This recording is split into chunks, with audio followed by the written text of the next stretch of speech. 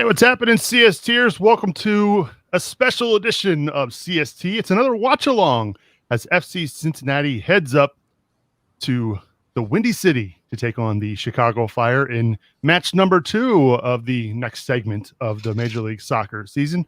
We're really glad you're with us here on Facebook, YouTube, and Twitter. We're going to be following along the match tonight between the Orange and Blue and the Fire. And joining me this evening is my cast of characters. We welcome in Ryan Sparks, Clay Winstead, and the coach, Brad Gough. What's up, gentlemen? How are you tonight? Excellent. Ready to go. I need to speed up this next 4 minutes, right? Doing well. All right. Clay, back from vacay? Yes, I had a little weekend getaway in a cabin in the Smoky Mountains, and I'm refreshed and ready for another clean sheet. Let's hope. FC Cincinnati tonight, as we said, heading up to Chicago to take on the Fire. And most importantly, when we saw the lineups announced earlier this evening, gentlemen, there has been an Alan Cruz sighting. He is making his first start of the 2020 year. Coach, I know you're quite excited about that development.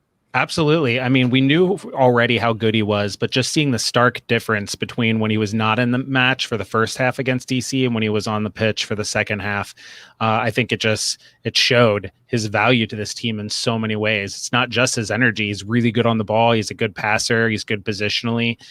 He might be FC Cincinnati's best all-around player, meaning he's just good at everything. We are watching the chat room tonight, so if you're watching us live, we appreciate you tuning in. Hello, Tom Biebersdorf, a fellow FC Cincinnati fan tuning in. He commented today. He really enjoys watching these watch-alongs, so glad to have you aboard, Tom. So I'll kick the kids, Tom. He's out at soccer with his kids. I know that for a fact. Nice. Well, I'm going to kick it to these guys for some predictions before this match kicks off, hopefully in the next 4 minutes or so as we watch a pregame here. Ryan, I'll start with you. Ryan, for those of you who don't know who Ryan is, Ryan covers the Dutch Lines, Dutch Lines in Cincinnati for us, and some college soccer. He does a fine work for our website here. Well, we appreciate him being on tonight. So, Ryan, give us a prediction. I appreciate the opportunity to be here. I usually avoid the FCC stuff because I'm such a fanboy. We all know, I'm expecting them to win every time out, but.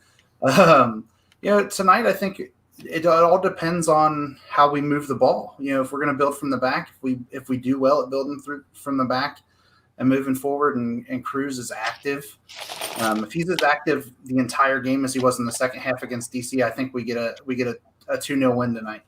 So let's go for 2-0. All right, Ryan's going for 2-0. How about you, Clay?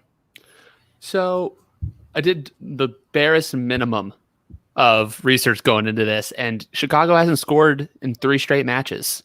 So I'm feeling pretty good that we can, keep that clean sheet record going. And I think it's going to be a tight 1-0 win to FC Cincinnati. 1-0, huh? Mm-hmm. Vilcadia finally breaks the bank. Even with Cruz in the lineup? Oh, especially with Cruz in the lineup. Oh, okay. I mean, that's the difference between DC to now. Okay. Is we get that full 90 minutes, he's going to unlock something for us. All right, fair enough. By the way, last time FC Cincinnati played in Chicago, Alan Cruz scored 45 seconds into the match. And do you remember who won the match? I don't want to talk about that. It's the Nigerian superstar Fernando Addy.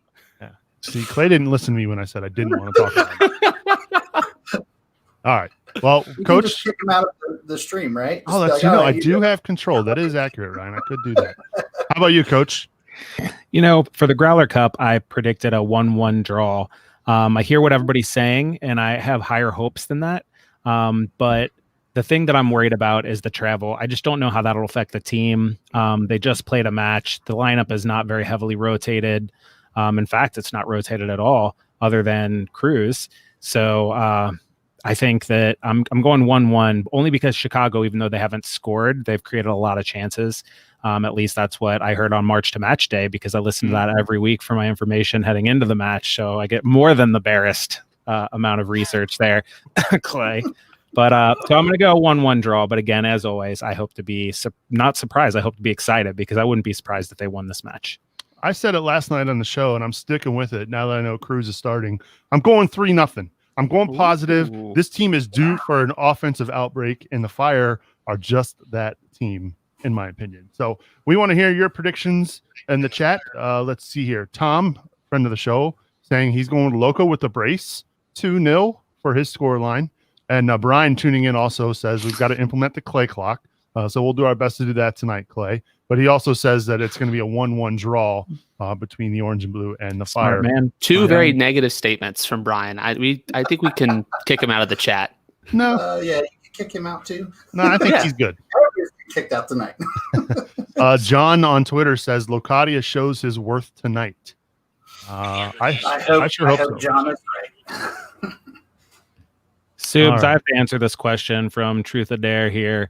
Yeah. Who do you think would benefit FC Cincinnati more, Messi or Mbappe? And I'm saying, I mean, seriously, who are you going to bench? I'm not benching Zhao. He's been fantastic. I mean, could Mbappe play left wing back maybe? Maybe he pips Scootman just a little bit. Messi, I mean, I still think Locadia is going to come good. So, I'm neither of those guys. It's all about value. And Mbappe is 12 years younger. 13 years younger? You got to go with the younger guy. Again, I don't know that he could in the team. Where would he fit? Yeah. If you're 2 men up top, Mbappe, Locadia? Huh? maybe. Huh? I mean, I would put Cruz back on the bench. But, yeah, I was going to say, where are you going to put Alan Cruz? Oh, Kubo on the bench. Cruz is in the midfield. I'm not going to be one of those joke accounts where it's like, oh, well, if we sign Messi, our front three is still the same. So tonight we're going to be watching the match. Each of us are going to be streaming this match. And unlike previous iterations of the watch along, where either myself or Brad Weigel or Brian Weigel are like a minute and a half ahead of Coach, we are going to synchronize our matches here. So about 10 seconds in, I'm going to pause the match. And in fact, we're all of us here are going to try to pause the match at the 10-second mark. And then we will from there play it together. That way we're all watching the same match at the same time. So you'll have to bear with us for a little bit as this match gets going. But we'd love to hear some more of your predictions. And by the way, if you're watching this live, do us a favor, hit the share button. Let your FC Cincinnati fans or friends and family know about the watch along and participate. We're going to be reading the chat room all night long. Let's see. This is a good one. Darcy says Mbappe has more World Cups than Messi. This is true. Who's listening to the stream? I can hear it through the stream. Is that you, Ryan? I'm listening. I turned it down, though. Oh. Yeah, you shouldn't be able to hear me because I have headphones in. Oh, I'm talking about I could hear me. Oh, no. I am Subs. I'm on Facebook now sharing this, and I just accidentally clicked instead of there sharing. It is. Just for a second. Guilty as charged. Only not guilty of sharing. Guilty of too much love. Brian says he's going to spoil it for us in the chat room. I'm telling you, you have to kick him out. I mean, I can not look at the chat.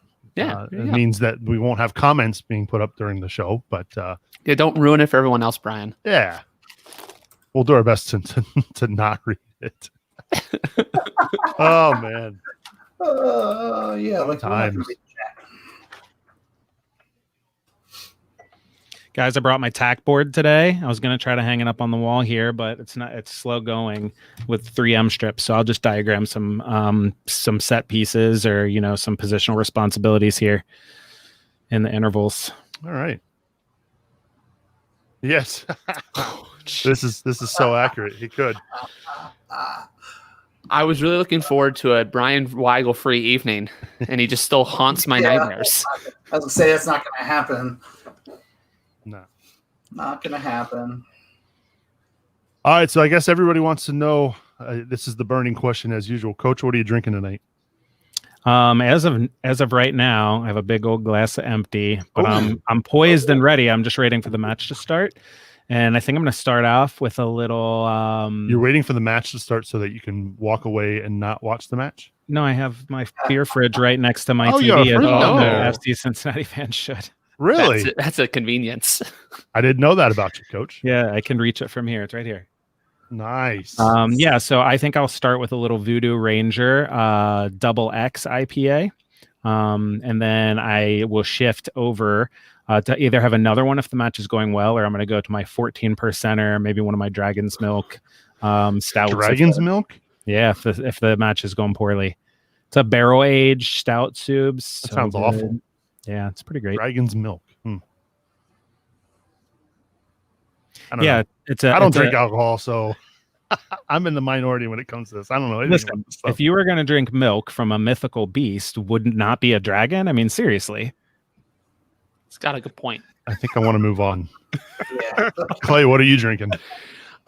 Before the summer months end, I'm appreciating one last 6-pack of Bell's Oberon, which is one of my favorite seasonals that you can get pretty much anywhere. It's one of the first beers I ever drank, so I have a bit of a nostalgia for it. Okay. Plus, it got the orange and blue colors, so Fair enough. Looks like Ryan's got some Code Red. That's Code Red's the go-to tonight. Yeah. Man, I couldn't tell you last time I had Code Red. Well, it's always a Mountain Dew of some kind for me. That's pretty much my go-to. Yeah. It doesn't matter what color it is, just find one. And That was me 5 years ago. I was drinking 12 cans of Diet Dew a day, yeah. and then I quit cold turkey, and it was the worst 3 weeks of my life. oh man, I bet. Did you have like the day 4 withdrawals? Yeah. Like where you were like shaking and. Yep. Yeah, I've been there. I did that with Monster. When I worked retail during the holidays, I used to just chug the Monster to get by. Relatable, very relatable. And when I stopped, like there was literally a day where I was just wrapped in a blanket, like from withdrawals. Everybody's like, "What's wrong with you?" Yep. It was bad. It was real bad. So it doesn't look like Coach can quite reach. I think he undersold his wingspan on his draft entry forms. Got short arms like Hugo Lloris. Hey, hold on. I don't think you can say anything with David De Gea flopping it up in between the sticks. That's not true. He's got really long flappers in net there for them. Man, is this game going to kick off or what? Let's go, dang it. No, this isn't the English Premier League. We never start on time. Justin with some kind words. Excited to see you on here tonight, Ryan. Thanks, Justin. Appreciate that. He has seats right by us, so cool. Their fam sits right in front of us to the right. So hopefully we're near each other in West End Stadium as well. We'll see how that pans out. All right. So the graphic I'm seeing online or on the match here. By the way, I'm watching the Flyers feed. They've got it as a 3-back with DePlon, Waston, and Pedersen. Mm-hmm. And then Zhao and Gutman in front of those 3. And then Kubo, Stanko, and Amaya. And then obviously Locadia and Cruz up top. So they have it as a 3-2-3-2. That can't. What? It's probably just because of the limits of the graphic. They probably can't put people too wide. Yeah. That's probably why. All right. So looks like we're about to possibly actually get started here shortly. Oh my! So as a reminder, we're going to pause this match at the 10-second mark. I'm going to pause it at 10 because I don't know where these guys are all at. And so when we're all at the 10-second mark, we'll hit play together. Feel free to do it. If you're watching us live right now, feel free to do that yourself. And that way you're synced along with us. Coach, and, are you watching the Cincinnati stream on their website?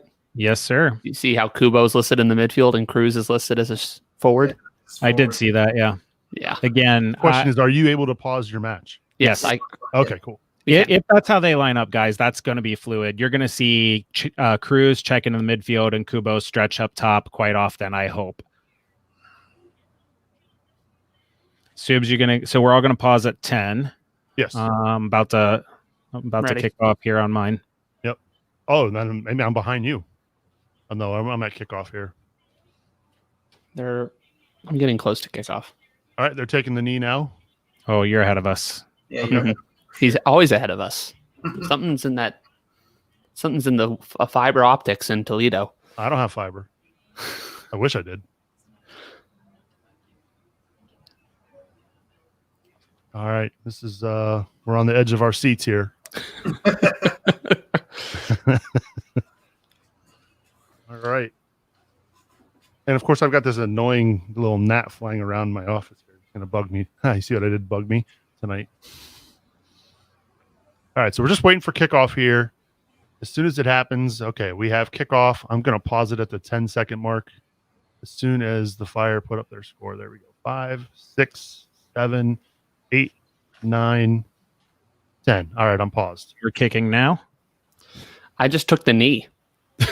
Oh, wow, you are way behind. I am. 6. I'm so 7, grateful for all y'all 8, to 9, pause your streams for me. 10. I'm paused at 10.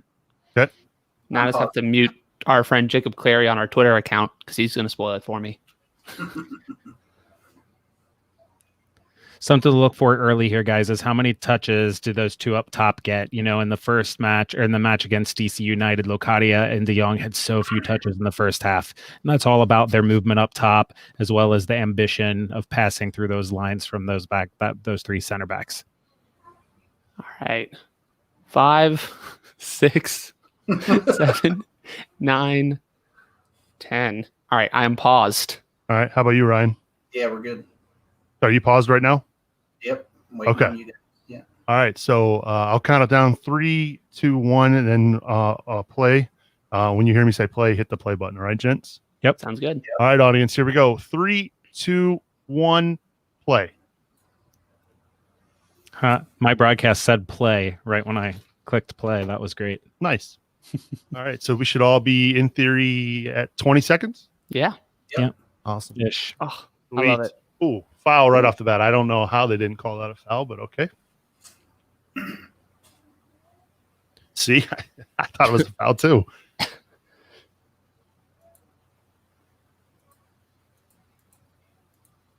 Is this the Fire's first match at Soldier Field? It is. Yeah. This is Wow. their home opener. Wow. Nothing like waiting 8 months for that. It was. It's tough. All right, here's the deal in the chat. No freaking spoilers. I will just turn the chat off. Yeah. I'm looking at you. Garrison, Vegetable. it's on Star 64 if you're in Cincinnati, or you can go to fccincinnati.com /stream. and you can watch it there. And if you're outside of the market, you can get it on ESPN Plus. There you go. All right.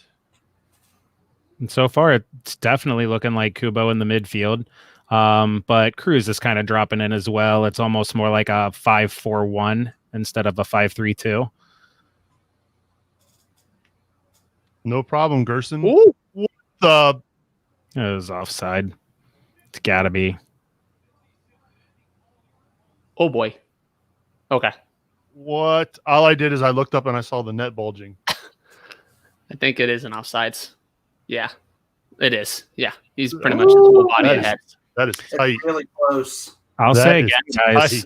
and I said it on Talking Tactics, Deplan has been scaring me. That back end of last year and this year, he falls asleep way too often. He gets beaten in the air.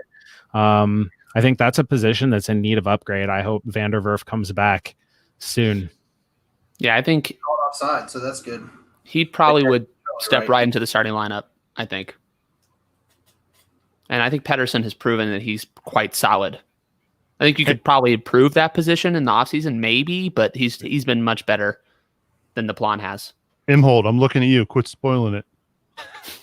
Yeah, and the other thing about that is, a lot of people will say Van der Werf for Waston because people aren't thrilled all the time with his play, but he's fantastic in a 3 center back set. So Yeah. Right. Okay. So they're reviewing it now. It looks like the official was Whoa. running towards. He can't decide if he's looking at the monitor or not. Oh, boy. yeah, I'm definitely going to need the spear. There it is. Now he's at the monitor. I went with the Oh. experimental. It's just whether or IPA. not is Zhao playing him on side is the question, I think. But they called it offside on the field, right? Yeah. Yeah. Mm-hmm. I can't imagine they would overturn it from that know. view. Zhao's really close.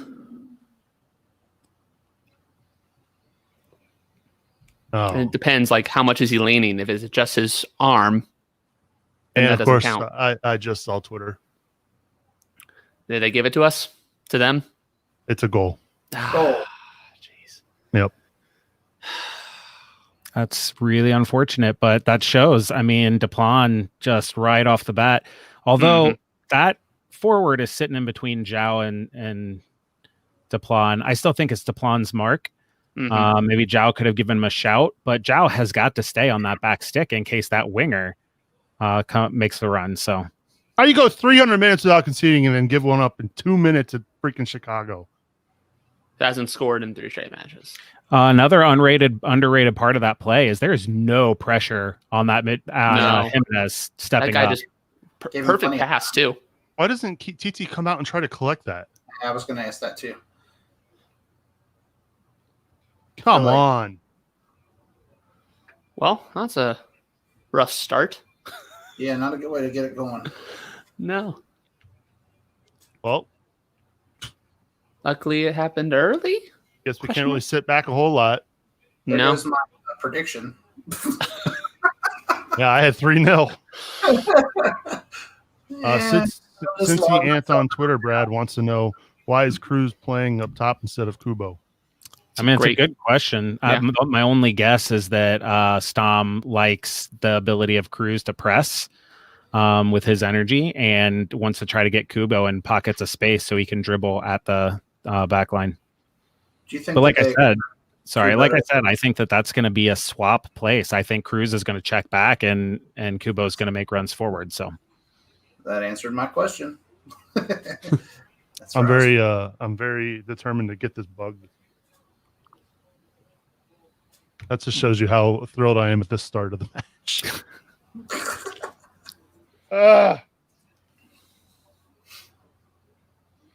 The content you're all here for. Me trying to smash a Oh. bug. Got to be our ball. Not bad, Gutman.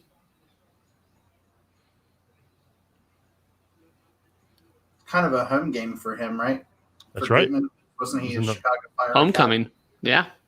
Was in the Fire Academy for a few years. We got his homegrown rights from them too when we got him on loan. So, Coach, now that you're down a goal, it's 5 at the back. I mean, how long do you stick with 5 at the back? I don't think you change anything right away. I mean, there's a long time for you to grow into this match still. I mean, if it continues poorly and you're not creating chances, then you make a change at half. But I say that you would stick through it unless it gets worse. You'd at least stick with it through the first half, if not longer, because you didn't come in my opinion, expecting not to score. You're expecting to score out of the 5-3-2. So maybe you get a little more aggressive and maybe you tell your wing backs or maybe one side to go a little bit farther. But again, probably not yet. There's just so much match to be played still. Yeah. Was the field down in Orlando a grass field or was it turf? It's grass. Okay. Yeah. I was just trying to think because we haven't really seen FCC play on grass a whole lot. That'll change obviously next year at the West End Stadium. We Just plan on that ball from Cruz there to swing it to Deplan. Those are the kinds of long passes that are able to switch the field that just we don't see out of a lot of FCC players.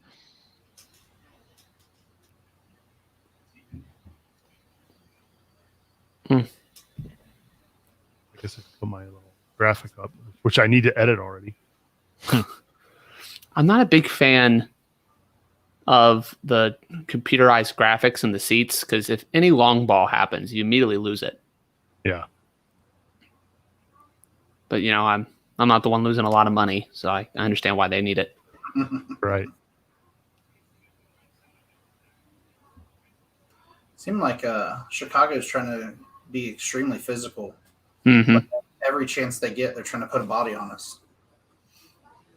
I think they know. I think they're trying to see if FCC will give up easy possession.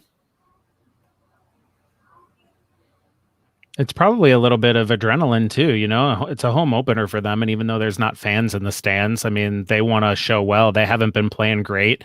They got beat pretty handily against the Crew, but they felt like they played well. So they feel like they're on the cusp. You have FC Cincinnati coming in, which even with how FC Cincinnati played, you guarantee every club is confident going up against FC Cincinnati that they can get points.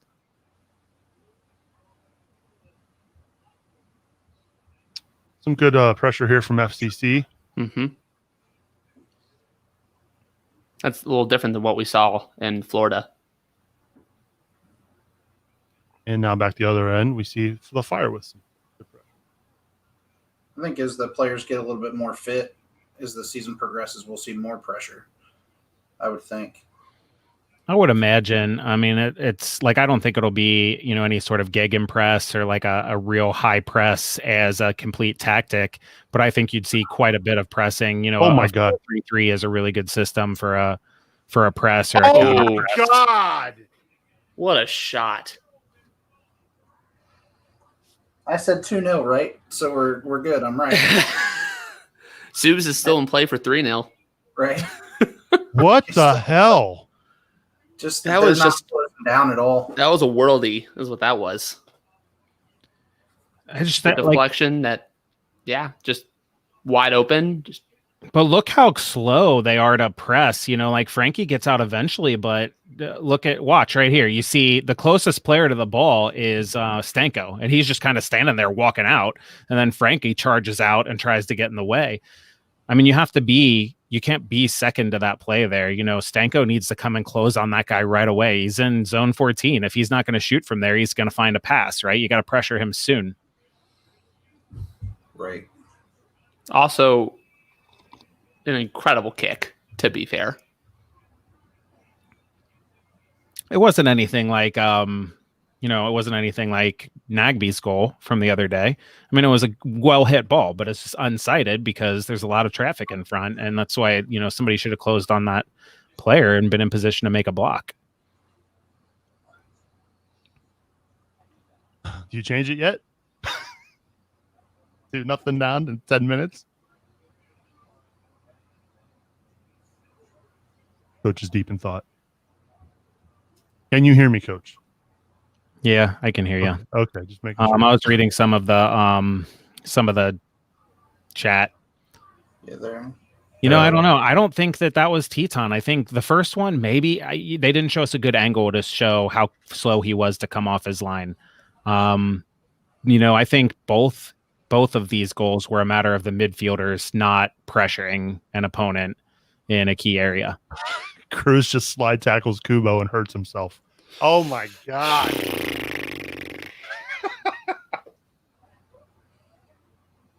This is good. This is fine. Slide tackles his own dude and injures himself. Let it be known that in our Slack channel, the dog amidst the flames, this is fine meme has already been shared. So this is going to be a long night. Come on.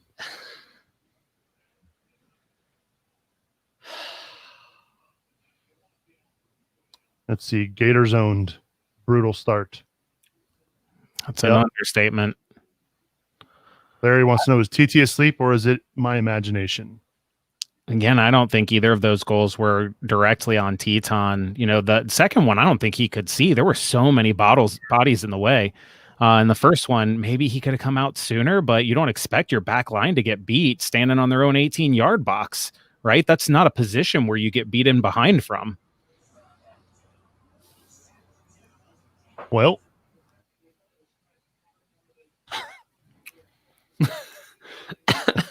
Marvin wants to know, do you think we could still catch up?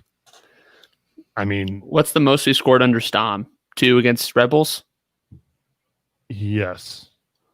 The firepower is there though, guys. I'm not predicting a comeback win here, but when you have guys like Kubo and Locadia on the field, and you have Regaton coming off the bench, I mean, certainly FC Cincinnati, if they get it together, could put some in the back of the net. Yeah, Larry, in response to your question, how is the second one not TT's fault? No midfielder closed down on that ball. And there were so many bodies between where the shot was and like when TT was actually going to see that ball.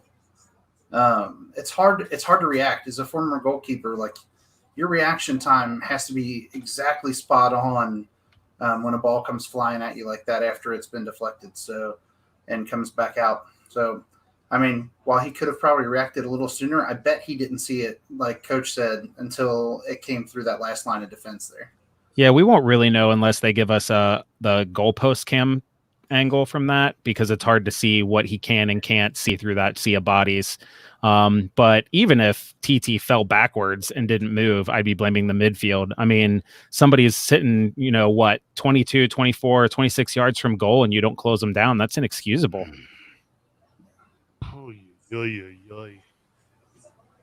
Coach, I don't know how to say your name, Egger JKY. Coach, why are we playing so narrow? Because in a 5-3-2 system, you're getting all your width from your wing backs. And if your team can't hold onto the ball long enough to get those wing backs up the field, you don't have any natural width. The only way you can generate it is by either one of the midfielders or one of the front two checking into wide positions. And you've seen that happen a couple of times. The Cruz came out wide to the left to get on the ball a little while later, right? That is going to be the game plan. They have to create width in that way, but you got to have a spell of 5 or 6 passes first to be able to transition into that. It's probably the biggest difficulty in a system like the 5-3-2 is creating that width in attack. We are struggling with this press. Mm-hmm. They're really making us uncomfortable. How do you beat that, Coach? I mean, so there's 2 ways. Either one, you play over it, and you play a little bit more direct, but you got to rely on your midfielders and your forwards to win either the first ball or the second ball. It's not the worst situation in the world to play balls in towards Locatia's head and everybody look for the knockdown, whether it be from a Chicago Fire player or from Locatia. The second way is to split the lines quicker, which means you have to be able to look up and find an open teammate through that first line of pressure immediately. Which obviously is quite a bit more difficult to do. You have to have the confidence on the ball. Oh my God. Dude, TT just saved 3-0. That was 3-0. That was supposed to be 3-0. And was that the plan that let him go through? Looks like he snuck in between. Yep, that was the plan again. Waston did go high, it looked like, but he was following somebody. Yeah, the guy got right in front of Duplan, won the ball easy. Let's see here. Ski Freak 14. Why is ESPN blacking out the game? I don't live in Cincy, so I can't watch unless it's on ESPN Plus. My understanding is if ESPN Plus is blacked out in your area because of location, then you should be able to get it on fccincinnati.com. Those are if you're in the Cincinnati region. Right. So if ESPN Plus blacked you out because you're in the Cincinnati region, I see you should be able. Yeah, the Cincinnati region's pretty large. Yeah, it's larger than our website. Cincinnati. It goes all the way down to Tennessee. Cumberland, I believe. Yeah. Yeah, it goes to the Tennessee border.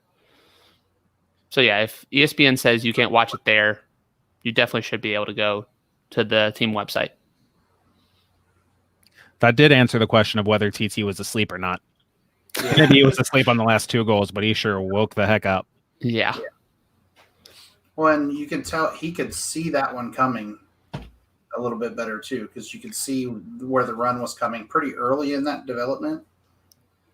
Now, do you think that was a direct response from the defense to just let those runners go in free so that TT could see the shot coming, or happy accident? I hope it was happy accident. Otherwise, our defense really, really sucks. Guys, I know you were really interested. I finally got the bug. I'm excited. The first victory tonight. Our luck's turning, guys. Here we go.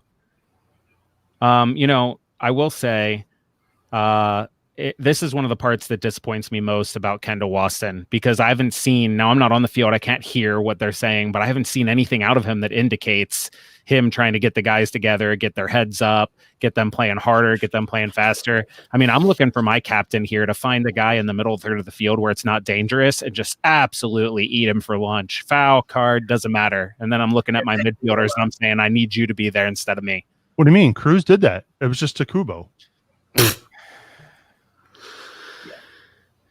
Nothing? Crickets? Really? All right. I gave you a too soon. I shook my head. It doesn't rattle, but I think the coach is right on this one. I think you've got to show some leadership, even if it means that you just take a yellow for the sake of trying to get guys motivated. Like, come on, take one and then basically our passing has been atrocious the first 20 minutes. That whole situation was just then. It was terrible. You have a turnover. You have Caleb Stanko running forward, but he doesn't release the ball. And then he plays a 4-yard pass to Kubo, who is not facing the right way in traffic. And Kubo, again, he's going to lose the ball there. People are going to look at that's going to go as a turnover on Kubo because he got the ball tackled away from him. And certainly he could have played one touch, but Stanko's got to find a better pass there. It was a transition play. It was a turnover where Cruz stuck his heel out and got a touch. Why are we passing the ball backwards down 2-0? Because in order to maintain possession, you have to pass every direction. Stom's game plan is going to be to pass backwards, to spread the fire out, and then go forward. It's going to be what he wants to do every match. And down 2 or up 2, that's not going to change because he thinks his team can score that way. So this isn't a playing conservative. This is the way we're going to score sort of move. Agree or disagree, I'll leave that up to you, but I do believe that that's what Stom thinks. Edgar JKY says, as a former central defensive midfielder, I need my central defense to help set where he needs me at. That never seems to happen. Yeah, I mean, the center, especially in a back 3 like that, Kendall Waston should be running the show in the midfield and totally moving those guys around the pitch. But at this level, it shouldn't be all the time, right? It should just be tweaking their positioning. Kendall should not have to tell Stanko to step to a wide open player who's 25 yards from goal. So you guys are at the 20. Wondering, guys, my wife saw the score and just showed up with this. So nice. Nice. Just to confirm, you guys are at the 20:35 mark. Yeah. Mm-hmm. All right. Yeah. So our little Playing pause at the beginning worked. When we start moving forward, I think that the goal, and this is what I've been saying, is they're not getting to the moving forward part, and that they need to. And I think it's a big problem on the forwards. I think it's a mixture between the forwards not checking into good positions and also the center backs not being willing to make those passes. You have to be able to play through tight windows to play the ball into a forward's feet. You need to win the ball, swing it around, and then you need to pick out Locadia or Cruz through the lines. You can't play in front of the defense all the time. You have to play through those lines, and they're not getting that part yet. So when will they? I guess when they start deciding that they need to. But I don't think they're not trying. I think they're scared. They're scared to turn the ball over. That's some great defense there by Joe.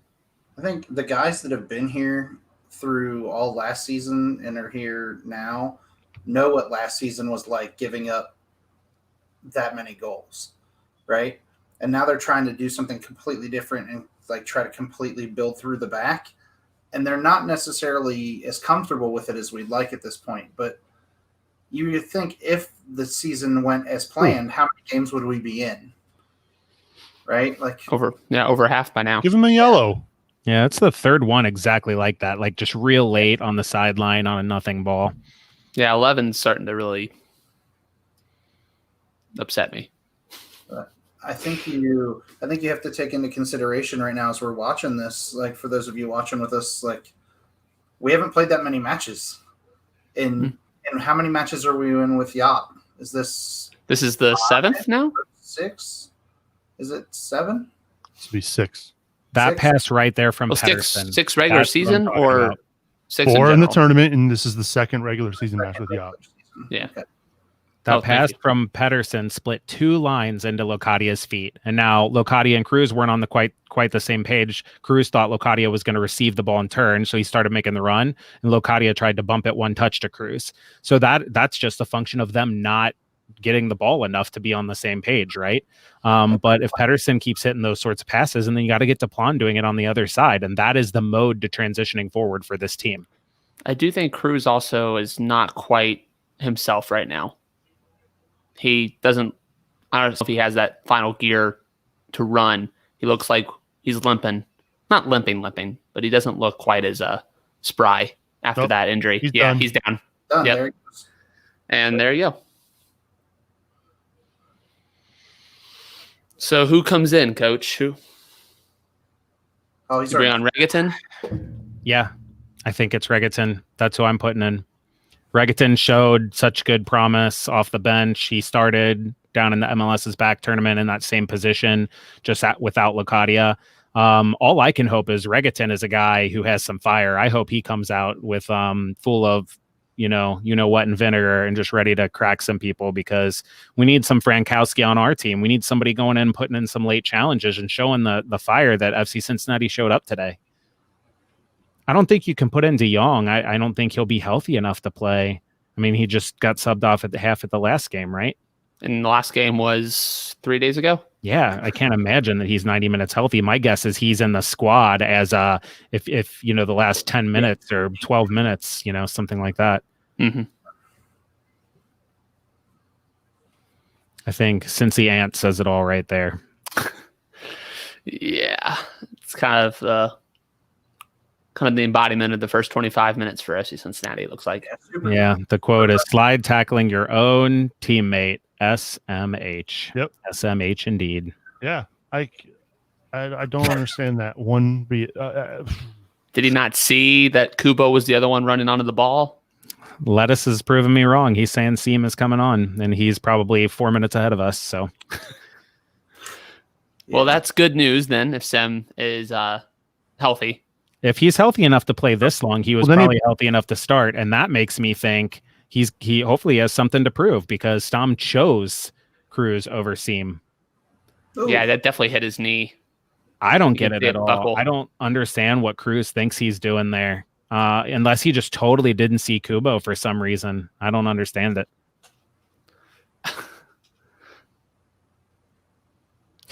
His true his Twitter handle, Liverpool superior to Man United, might be right.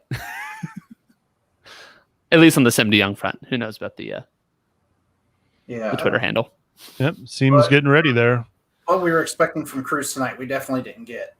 So, I mean, that definitely puts us in a different position now, being down 2 and him already coming off, not being healthy. I can't imagine. Head of Lettuce asks if we can only see him for 45 and then make another sub. I mean, it's definitely a possibility. I just can't imagine that would be the plan at this point in the match, to put in a guy that you're only going to see for 45 minutes as your first sub. That first goal, Tiki's got to come and get that. I'm sorry. That ball, it wasn't like it was a rocket into the box. No, I don't think you're wrong there, Seubs. I think that he should have attacked that ball, but he probably didn't expect Deplan to just let him roll through either. And again, maybe you say that that's the last line that should have happened, but the midfielder had acres of space, and then Deplan just let the guy run in behind him.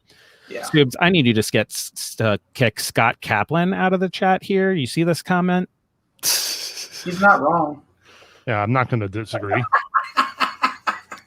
Coach, it's you and I against the world, okay? Come on, you Spurs. Yeah, that's right, Scott Kaplan. Don't make me bring out my scarf. Let's just hope nobody else slide tackles their own teammates. Right. I should have said Spurs. I didn't know that. I just liked the logo. What's a spur? NLIR. I don't think. Oh, please. Where did they finish last season? I can't remember. What does that even mean? North London is red, which is a lie. Arsenal? It has been for 4 years. He's an Arsenal fan? Yeah, I didn't even think Arsenal was really in North London. No, they're from Woolwich, I believe. Yeah, are they even in the top heard. half of the table? I mean, I could talk. We finished 3rd, so there you go. Yeah, we can, as Man United fans, we can finally talk a little bit. Yeah. You gotta give Scott at least the credit. He's definitely tenacious in his delusional belief that they are a better team. At least he didn't switch teams. That is true. Yeah. All right. Look, if they can get this back, if they can get a goal here in this first half, right? This match is not over with. Not at all. That's what they say, Coach. It's you know what they say. Defense is 2-0, right? I am not ashamed to say I have never used that with my team, but I've had lots of assistant coaches use it, and I've just SMH in the background. Most dangerous lead in the game.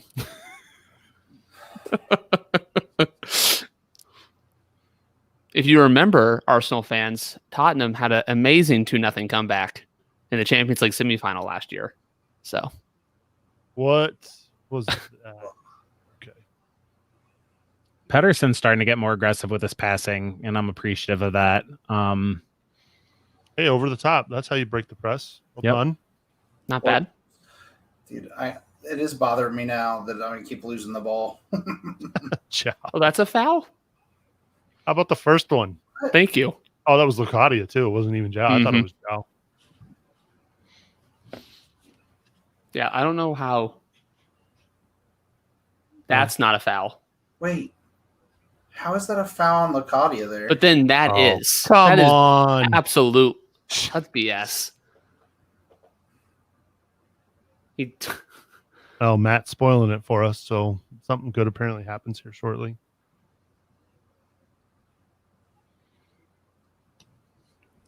But it says highlight of the match so far. It could just be a really nice throw-in from Amaya. It's a low bar. Oh, yeah, there's not much to it right now. They're saying the live feed is a minute and a half ahead of us. Yeah. Oh, wow. I'm so sorry. I blame Clay, not me. It's even though definitely me. 10 seconds behind. It is definitely me. That's a good Nice steal. tackle. That might have been what they were talking. Oh, come on. Thank you. That was a tackle and a completed pass from Amaya. Highlight of the game. Still putting a body on every opportunity they get. Like they're just trying to, like they're really out physicaling FCC at this point. Like it's a complete different look. They came out ready to play. I wonder if Tom's gotten word to the center backs that they need to pass more aggressively or what, because think of how, they're not doing a lot with it, but think of how many times they've been in the final third in the past 5 minutes. Pedersen, DePlon both stepping up and hitting passes more than 5 yards. Oh, Playing a lot more long are ball. you serious? Come on. Freaking handbags. No, Joe's right. Not one card has been issued. I'm not surprised. The only card that I thought was super, super deserving was Frankowski for that third real late tackle on Gutman, on the touchline. Yeah. But it's been super physical from Chicago this whole first 31 minutes or so. Yeah. Here in the future, it's still 2-0, and Tottenham Don't even an adorable little chocolate chip with googly eyes. See? Tottenham is a delicious chocolate chip. That is true, Coach.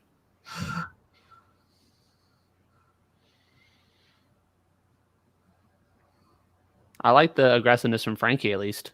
Yeah, he's getting fired up. That also was not a foul. It was not. It was soft. Yeah. We're definitely getting called for a lot of these little. But let's not kid Tiny ourselves. fouls. That has nothing to do with how this match is going. This match, if anything, is because the midfield hasn't been aggressive enough, stepping to the ball.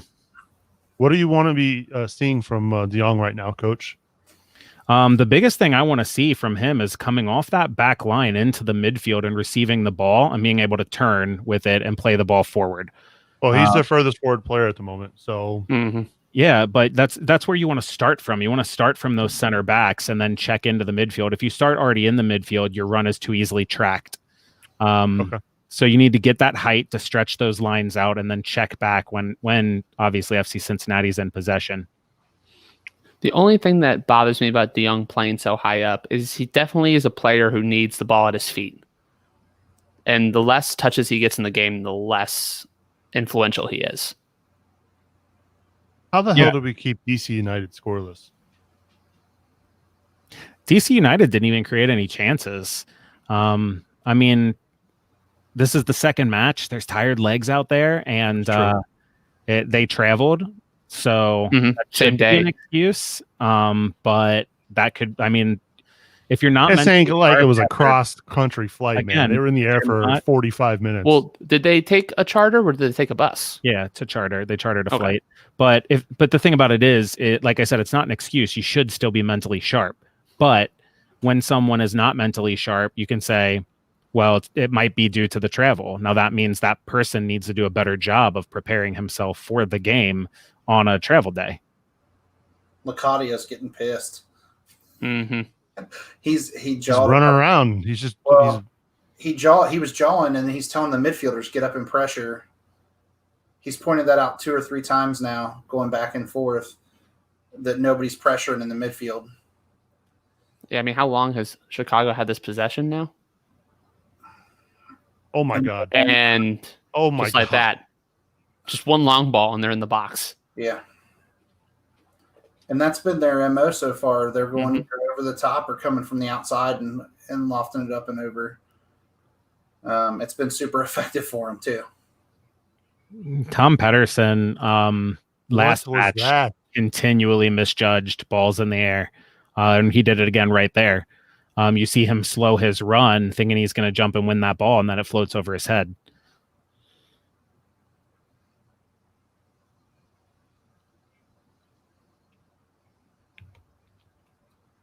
Ay. Oh, apparently we got something fun coming up. Oh, shoot.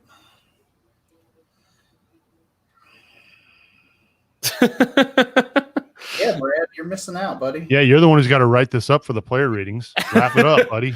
Oh, this is. Can you be sure? Oh, is that a yellow? Brad, you need to Finally? Wow. or include the Audi player index because I need to know all of those. I will help divide blame for you. That is accurate. Bradley S. Weigel. I will help you divide blame on those goals if you would like. Understatement of the century right there. The first goal, I'm Hey, going 60% He did player ratings Duplan. through all of 2019. He's well aware. I'm going to go 60% Duplan, 10% Teton, and 30% Alan Cruz, who should have pressured the player with the ball on the first one. Can we somehow blame Fernando Audi? Oh yeah, I'm down. Why not scapegoat him again? Sure. Again. Let's put it out there. The one man to win a game against Chicago for FC Cincinnati. Let's. I hate to say it, but you know who we can blame continually still is Alan Koch. You can blame me. Every time I've done a watch along, we've lost. Well, Oh, why didn't we think of that before tonight? I think so. Is that? No, yeah, I didn't do Red Bulls or Atlanta. How many fouls are they going to get? yeah. I think this ref is from Chicago. I mean, that was soft. I mean, if you spread out who you're fouling and the players that are fouling, I think you're not going to get a card for something like that. I do think the Pedersen card was overzealous. I'm not sure. I think the ref had already made the decision. The next decent foul I see, I'm carding to try to slow things down. I think you're right, Coach. We're seeing a lot more long balls from the center backs. Kendall Watson's now getting in on the action. Is this our first corner? Mm-hmm. Yes, sir. Kendall Watson with not a perfect long ball, but it definitely put it in a dangerous position, forced the corner.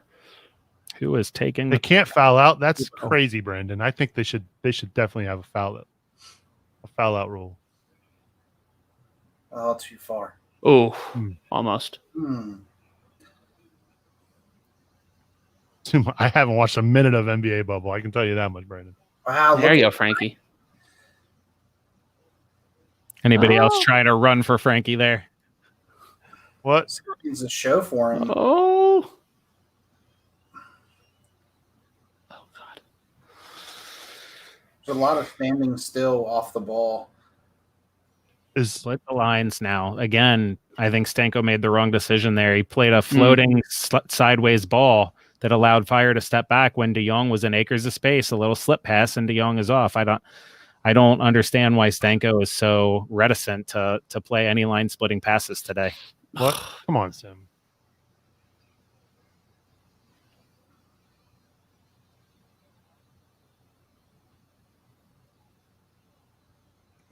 I mean, there's no two ways about it, guys. The midfield is getting bossed in pretty much every way.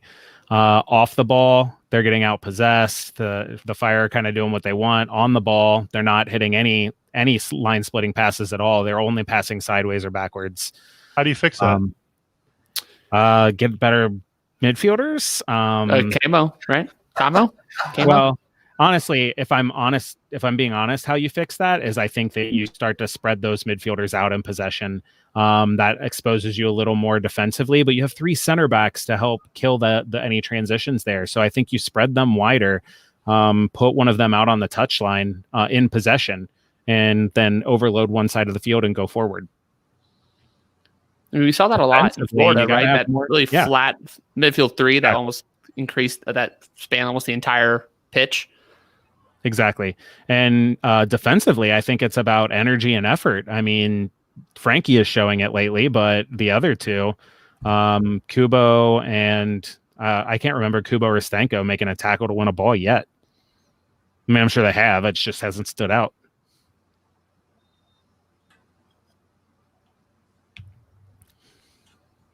Oh, Oh, there, but he just got racked. Yeah, he took the ball like right to his chest or something. I think may have been lower.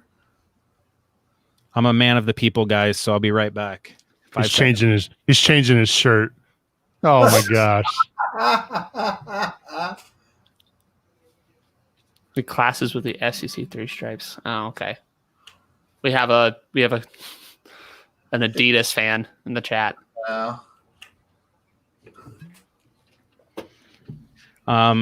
If you know what I always say as a coach, if something's not going right, you got to change something. Even if you don't know what it is, change something. It can get worse. Yeah, maybe your shirt was bad luck. That's my go-to whenever I'm in a bar. Switch the beer. We're gonna come back and score 3 in the final 60 or 50 minutes of this match. And then I'm never taking this shirt off again. If that happens, that's the good luck shirt from here on out, right? Like, What a run by Gutman. And there's 85 Fire players. Yeah, and he's 3 surrounded FCC immediately. back. Like, And where are all our players? Oh, there they are, all in the back. I mean, you forget, guys, you have 3 center backs, right? So that's already 3 there. And then you have Stanko, who doesn't want to get forward at all. And then Zhao's playing wing back. So if he doesn't transition like immediately, like on that turnover, when Gutman picked the ball off, he's probably hauling it to get back defensively. He's got to turn and run all the way up the field. So that's 5 players there that, are either going to not transition at all into attack or going to have a hard time doing it on that play. well, Sim Young is now playing much deeper than he was when he first came in. Yeah, he's almost in the midfield 3. Trying to get on the ball. Gutman's playing really. Oh, nothing? No? Oh, he won the ball back. Comes away with Good for him. Good for him. Now we got a foul. All right. Okay. Yeah, Locadia is big mad. You see those big strikers who just get nicked and nicked and nicked all game.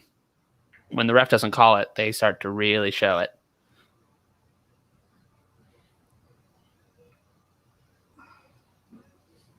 All right, Frankie. What do you got? Set pieces, right? This is where you really want Harris. Yeah. Yeah, Tina, you're way ahead of us. We're at the 42-15 mark. We paused it on purpose. Oh, no. Right? I mean, it's an attempt. Mm-hmm. It's the right idea. Watching far post, but yeah, we paused it on purpose so that all of us here watching it could be synced. Unlike, and by all of us, he means me. I definitely mean Clay and Coach. All of you guys upset that the show is lagging. You can make sure you show your support to what is it, Seubs? What's the URL? CincinnatiSoccerTalk.com/support. And just for $5 a month, you can not only get in the Growler Cup, but you can help us afford things like TV. Better internet connections. I mean, I don't think it's our internet connections. No, it's not. You guys already have pretty good internet connections. Yeah. This is just my life. During lockdown when they did the NFL draft and we're all just chatting about it in Slack, I was getting spoiled on every pick. So I've accepted my fate. Truth or dare, my Growler Cup 2-2 prediction looking good. I would take that and I'd bite your hand off for that right now. I'd bite your half to give Truth or dare all 6 points right now. I would be really, really happy with stealing a point with the way this first half has gone. Hell yeah. Like, let's be real. Oh yeah, I said that to Tina, who's been a big supporter already. So yeah. Yes, thank you, Tina. Yes, you have been. Thank you, Tina. Many of you in the room have been big supporters of the shows. Thank you. Tina is one of our favorite athletic supporters. I can say that she's one of our close friends, so she'll get the joke. It'll be all right.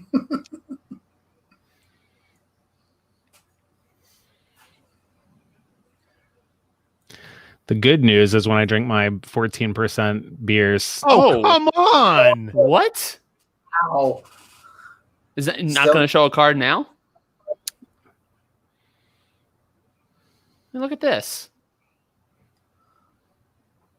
Oh, I don't come know how on. that is. That's stone cold. Yes, Brandon. Tina is an okay, various person. You're correct, Brandon. That is correct.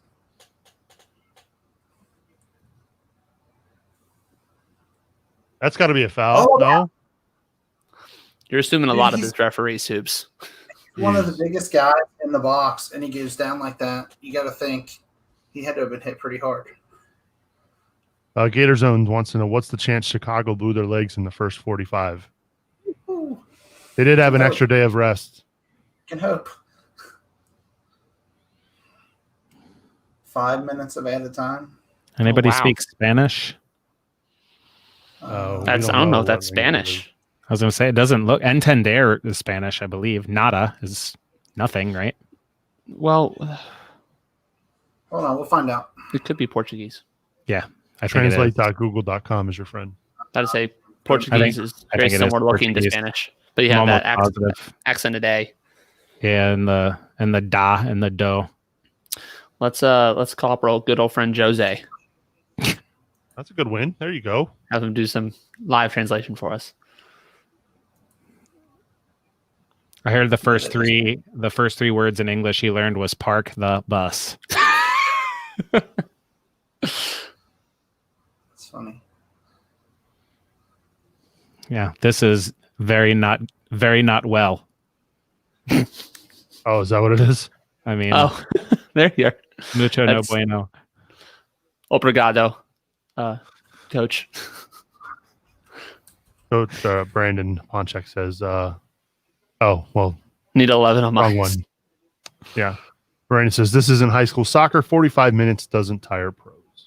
It'll back you off from a high press a little bit, but you're right. It's not going to be something where they're exhausted. And the center backs aren't going to be tired because they haven't been put under any pressure. That's true. Portuguese was you can't understand anything they say, is what it translates to. I don't know what that's in reference of. Maybe it's us. I don't like Kubo in midfield. It seems to me when he has to play in 360 degrees, meaning he's not facing what he wants to see to start, that he takes too many touches and he plays too slow. You need to get him on a touch line where his back is the touch line and he's facing the field, or running forward towards goal when he receives the ball. I don't like him receiving the ball in traffic. I haven't seen him he just plays slow. So if he's got a lot of space, fine. Maybe he can do it, and I just haven't seen it yet. Seem not happy about something. If I was reading some lips, I thought I saw a couple F-bombs there.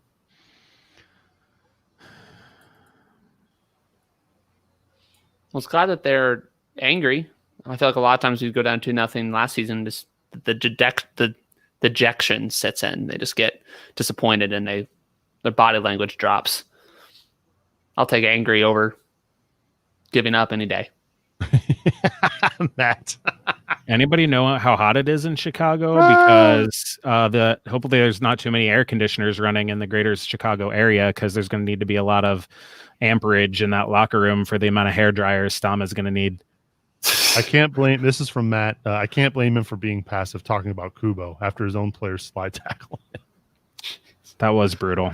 That's a blooper reel sort of thing. Like, how can you even defend that? As there was a guy in the chat earlier just bad mouthing FCC, and a little bit you see that and you're like, okay. Yeah, what are you I supposed see your point. Jason Davis tweeted this out, a video of him slide tackling Kubo, saying, "Send this to Messi." Right. I just feel like someone needs to set that clip, play it to the Curb Your Enthusiasm theme. I don't get it. Don't worry. Never saw it. You'll probably recognize the music if you heard it, but Larry, you have not been muted. I think we all agreed with that previous question that you asked about there not being a card on that that jump ball where Gutman got run into. So I don't think we muted him, did we? No. I can see him. No, I just think that I see him too. Right here. Last question, I don't know if we missed another one, but we're trying to keep up with as much as we can.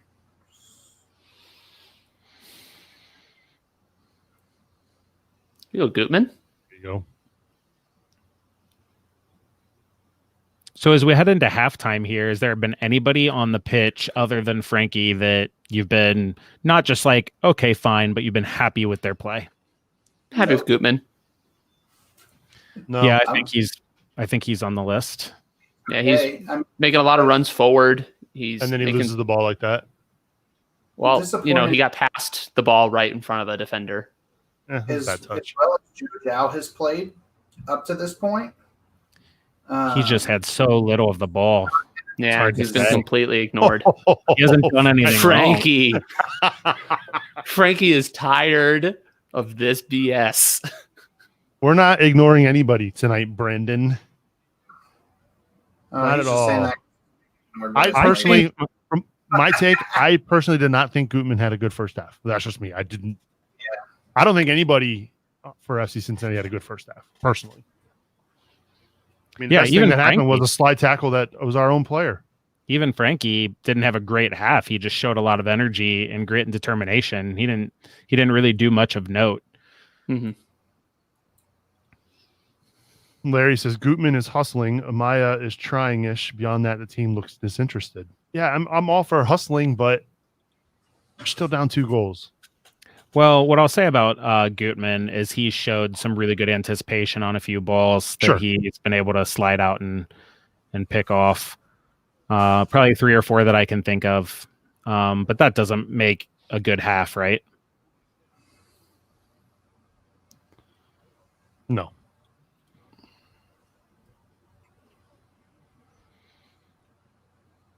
Brendo, I don't even know how to say this. I can't even copy. That's the annoying thing too about the streaming service. I can't copy and paste this into Google Translate. I'm doing it. Oh, are you? Yeah. What? How? I just copy and pasted. Wow. See, I can't. I hope that Cincinnati will win or draw this game so that I can stay strong in the bets I made. Like, that's a rough translation, but we also hope that you can make some money tonight. Is it Obrigado for paying attention and watching us. Stephen REMD says that was one of our worst halves. And then Brandon the year? Says, can FC Cincinnati sub and Victor? That's right.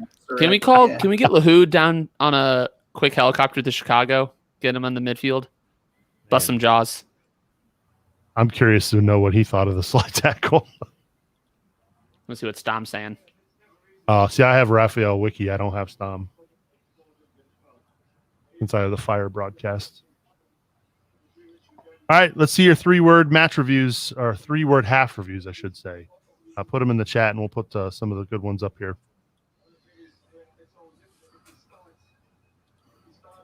That was brutal. That's mine. That was brutal. What are my halftime adjustments? Gator zone? Oh, man. Pour another drink? No, I think, I mean, if you're asking tactically what we do, I think we need to just try to play more. Like Coach has been saying this nonstop. The center backs have got to be able to push that ball forward, right? Like, we also need to get, in my opinion, I would say Joe Jow has to be more involved in the second half if we're going to make any big offensive movement. I don't know who you would put in. Like, who could you take off the bench at this point to make a big substitution that's change? Maybe I would straight up come out of the locker room and play 4-3-3. With Chicago playing 4-3-3, what's happening is their wingers have been able to pin the FC Cincinnati wingbacks back because that's the defense in width, right? So I would sacrifice Deplan and I would put on Regaton and I would go straight 4-3-3 and I would see if Jow can make it work at right back. Now's the time. Like, what are you going to lose here? What do you have to lose? Yeah, I mean, but at halftime, Stom was talking a lot about just generally speaking being better going forward and the pressing. I think he said probably smarter pressing. or just being better at the press generally. It was hard to hear him exactly, but those what he was focusing on at least. Oh, Seubs, you got to highlight Yerski's comment there, because that might be the comment of the night. Oh, jeez. Yerski, come on, man. I'll tell you what, if you shave that beard, you might. Oh, it's not the beard's fault. Not the beard's fault. To our friend Brendo, once again, I am Brazilian, I speak Portuguese, and I am following the game here with you. I'm going to apologize for not writing in your language. Okay. No worries. Thank you for watching with us. Obrigado. Yeah, thanks for watching. And I hope we can make you some money tonight. Yerski actually texted that to me, and I said, you should put that in the chat. I'm a comment. What do you want? Text me separately and then wonder why. That's got to be in there, man. I do want to focus too on TT a little bit because I know he's getting some criticism in the chat. Fair point. He's not. No one's having a great game today. I do think it's easy. It's really easy to put, and I think Ryan could probably speak to this. It's really easy to put blame on a goalkeeper. TT's had a great season so far, and even if we lose this game, I'm still happy with what he's been doing with the team. I would say the first one is questionable whether it was on him or not because of his reaction to when the ball was coming in. I think he had time to make the play to get to that and at least try to punch it out. Mm-hmm. The second one, there's no chance based on how he reacted and when he reacted that he saw that ball until it came through the last line of the defenders. Frankie was the only one who made any motion towards that ball, and then he kind of just like turned his back to it a little bit and like almost like an Olay, but I don't think TT saw the second one coming until it was too late. But I think even on that second one too, the closing down was terrible. Oh, yeah. I mean, multiple instances of both goals. We had defensive mistakes before even TT had a chance to make a save. Right. So what's important is to realize that defense is really a team effort, and there's a lot of individuals. Coach was talking about this on the first goal. There's 3 people you could have marked that made it a mistake.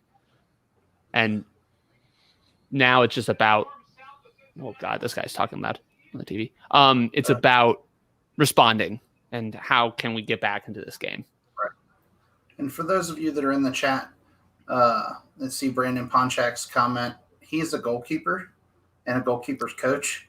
So,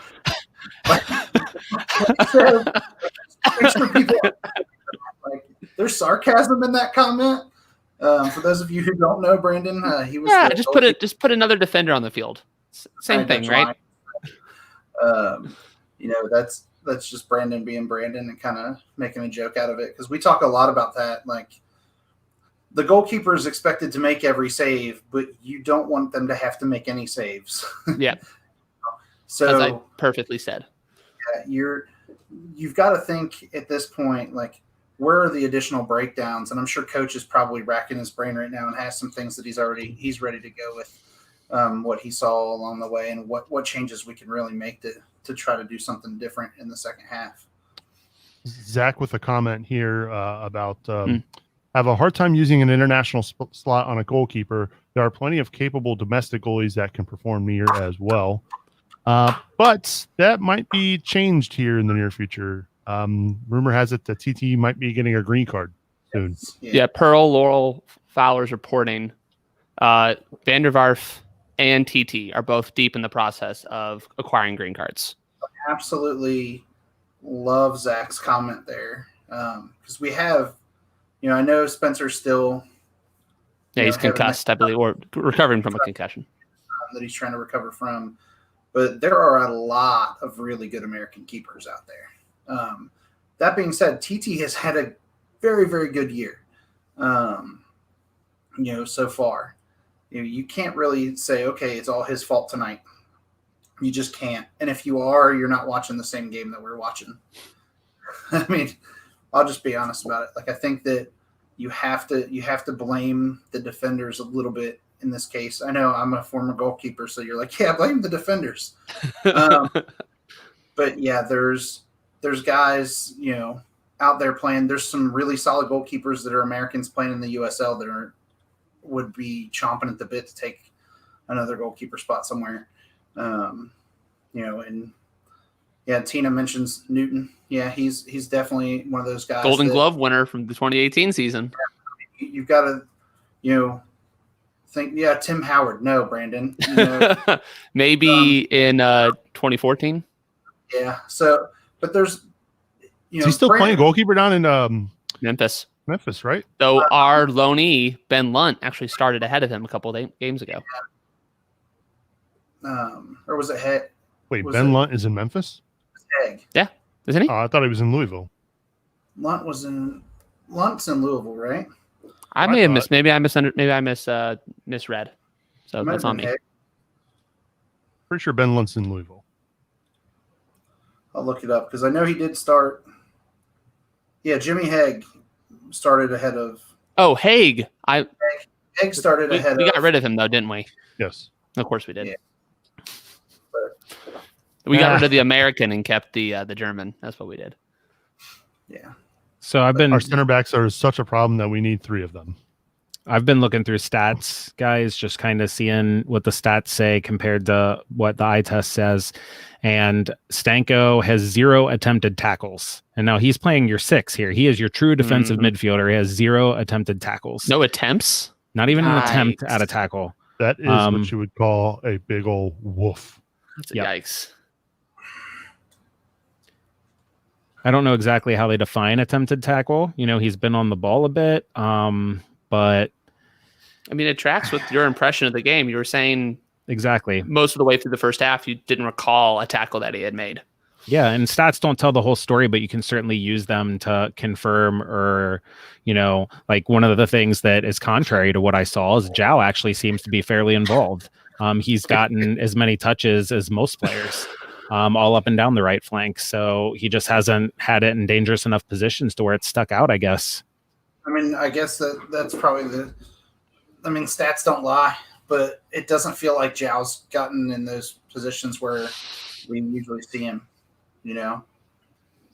Stats don't lie, but they don't tell the whole truth because just because he's had 24 touches doesn't mean some of those weren't just one-touch passes or somebody throws the ball in towards him and he heads it to someone else, something like that. Yeah, and they're showing the replay. Mm-hmm. Here. Yeah, yeah, no one reacts. No one reacts. Just look at Stanko. No one's reacting to that. Frankie reacts, but it's a little late. Frankie is 4 yards further away from the ball than Stanko, and Stanko just jogs out towards the ball like he's out on a beach run 4 days into vacation when he's hung over from drinking the last 3 nights.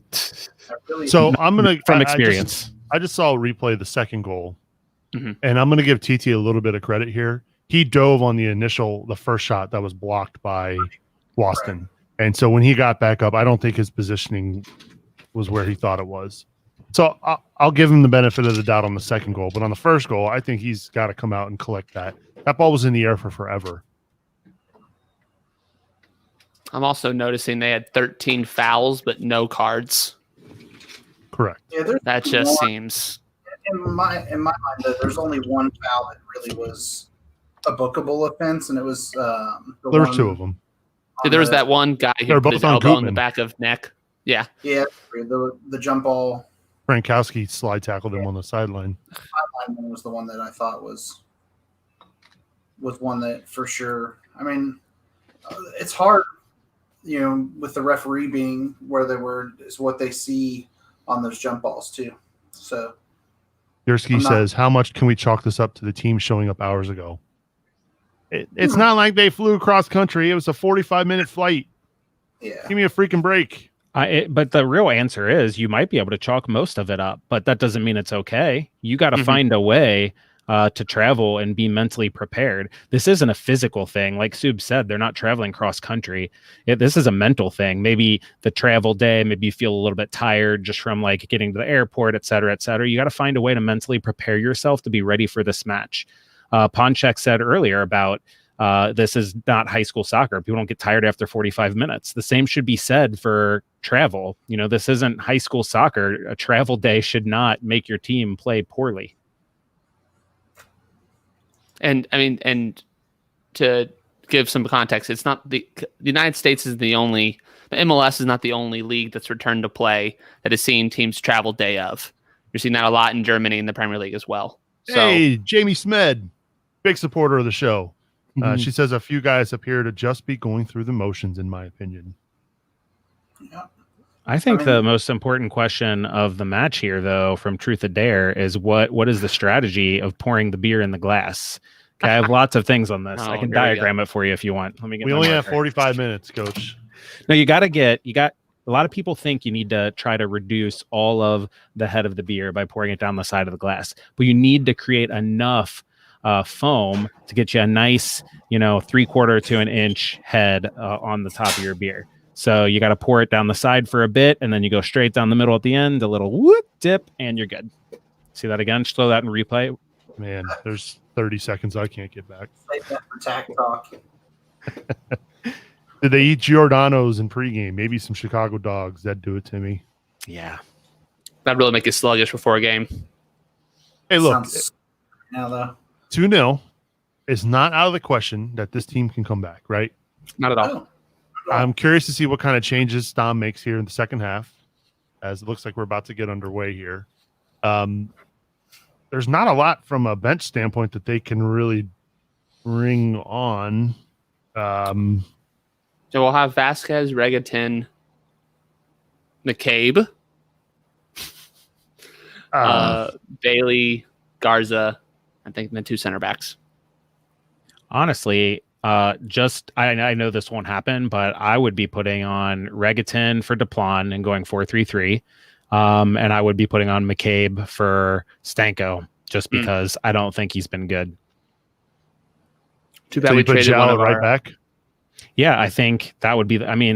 That's what I would do. Of course, we don't know if he can play there or not as well as Stom does, but it looks like Zico Bailey might be out warming up. Him and Regatin were both warming up, and Tommy was talking about a potential. What's a change of tactics? I don't know if that means personnel change or not. Well, it could be a personnel change plus a formation change. Yeah, Bailey doesn't have his kit top on, though. No, he does not. Of course, neither does Regatin. I don't know. Just has maybe neither of them are coming on. Carlos, they usually put on the shirt Kubo, please. Pretty late.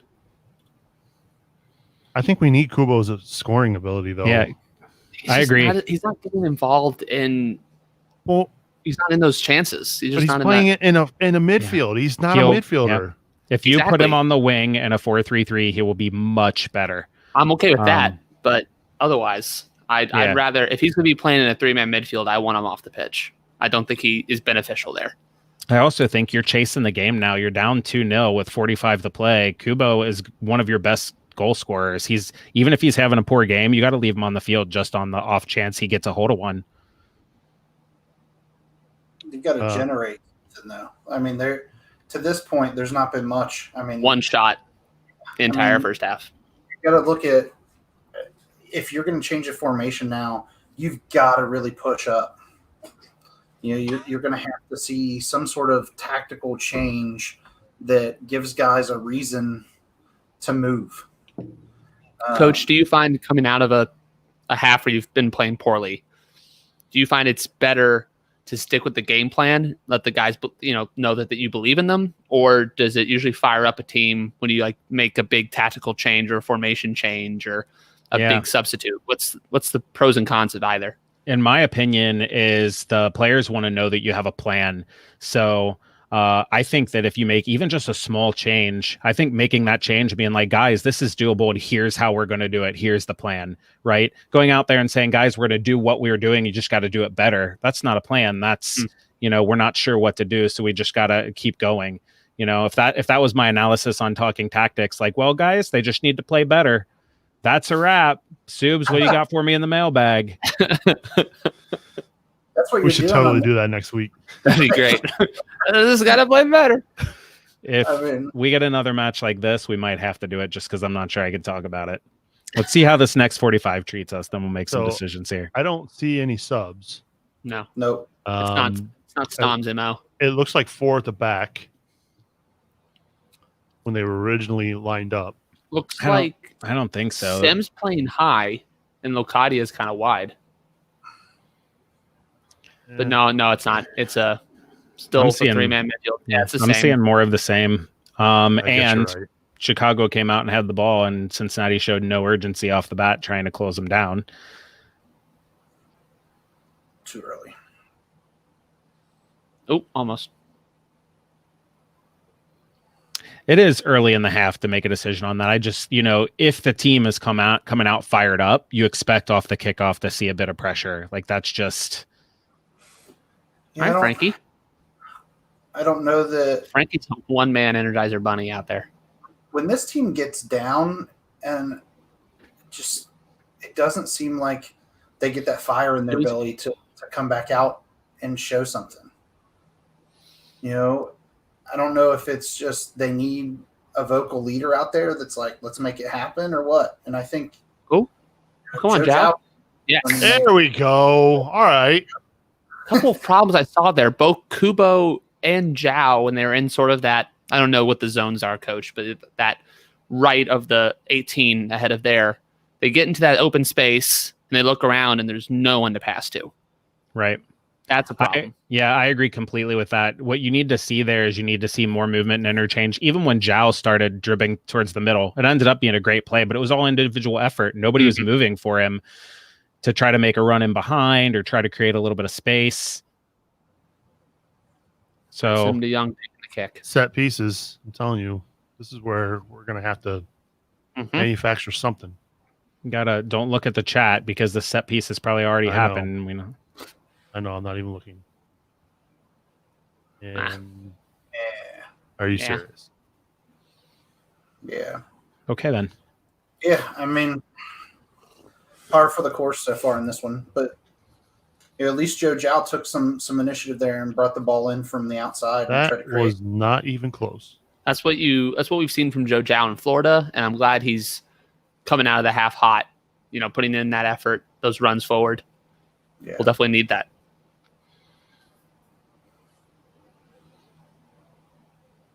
Look, if you're going to get a free kick at that spot, you got to put it on frame. Yeah, you got to challenge the keeper. I'd rather I you hit agree. the freaking wall. I will say, in terms of me saying I would change something coming out of half, there is something to be said early in the season with telling your guys, like, look, I trust you. Like, we had some things not go our way and we didn't play very well, but I trust that what we're doing here is going to work. So we're going to stick with it. So I think that's more of a long-term play. It's almost like saying we don't expect to win this match, but we expect to get better and see enough improvement where we can say, look, we still believe in this. Yeah. Oh, my Because God. if Echo appears to be a step behind every single play. Frankie, get rid of the ball. Yeah, Frankie's holding on to Dude, it way what too are you long. doing? He got a foul, he though. doesn't have anywhere to go with it because Kubo is not making that run wide, he's sitting behind a defender. So No window for Frankie to pass that ball. Stenko was standing still in the midfield, and you had Kubo just standing on the outside, but not in he wasn't showing for Frankie at all there.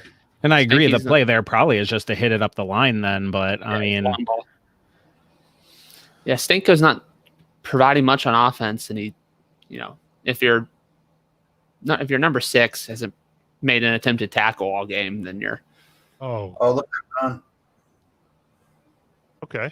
All right.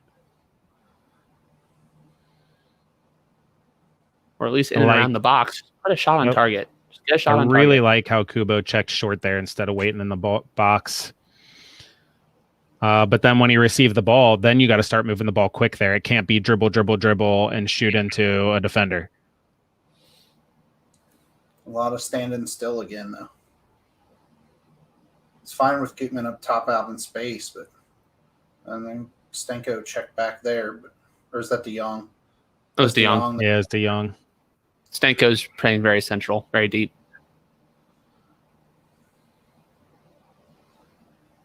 All right. Sims putting in a lot of those cross passes to Zhao, which is nice to see. Rip it, Frankie. Take one. Oh, Too many.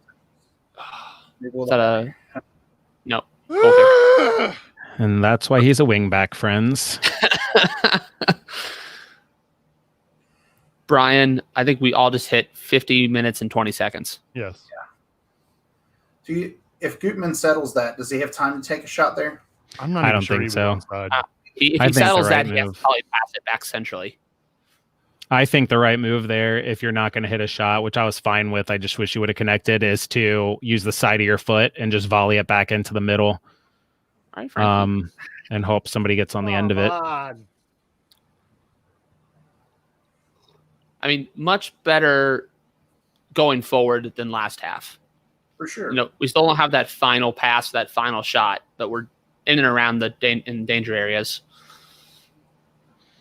I think if you look at the play, if you look at the play that just happened and you divide that field up and you say, okay, in that area where that play happened, Chicago had numbers down at, it looked like 4v5 to me, maybe 4v6. Every time FCC gets it in the attacking half, it looks like they're 2v5, 2v6, 3v6. They recover incredibly quickly, and they find their defensive shape fast. Well, we can't slow the ball down there, though, either. We're taking too many touches. So we're giving them that time to come back and recover. You know, and I know we don't have a whole lot of pace up top, so that probably has something to do with it, but we're giving them way, way, way too much time to get back on defense. Honestly, I wrote the article about needing a central defensive midfielder, and in it I wrote, I don't think Stanko is that good defensively. If you look at his positions, how he is positionally, but more so, look at his agility and his ability to be from a standstill position to winning a 50-50 ball or winning a ball that's in the air. It is so slow. He just does not cover very much ground. And he actually is okay in possession, which really puts him more along. He's like a Harris Medunjanin that can't pass as well, right? So I don't see him as a true six. I know that's supposedly his position, but I just don't think he's that good at it. Oh, wow. Oh, my. Yeah. He luckily lost the ball in there. Oh, my God. Yeah. Well, I think the Fire are providing a blueprint on how to beat this five-man backline. Ripped your Spray shots when balls you get into them. the air. Well, Just play over the top. Playing it over the top, and it's been consistently working. Which is weird because that's what Kendall should be best at. But they're finding ways to find the runs Kendall's in not and even in behind that him. area. It's Pedersen. No, yeah, they're finding behind him with Pedersen and DePlon. Mostly DePlon, it feels like. It seems like that when they play that long ball over the top, they're trying to avoid wherever Kendall is.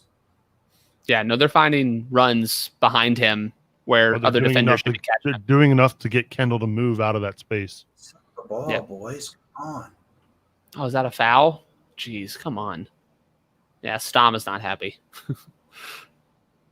I agree. DePlon and Stanko are the two worst players on the pitch. I agree with Truth or Dare. Right now, I don't mean to just continually harp on it. I just, quite frankly, I just have not seen them do anything positive, and I've seen them both make a few mistakes. So,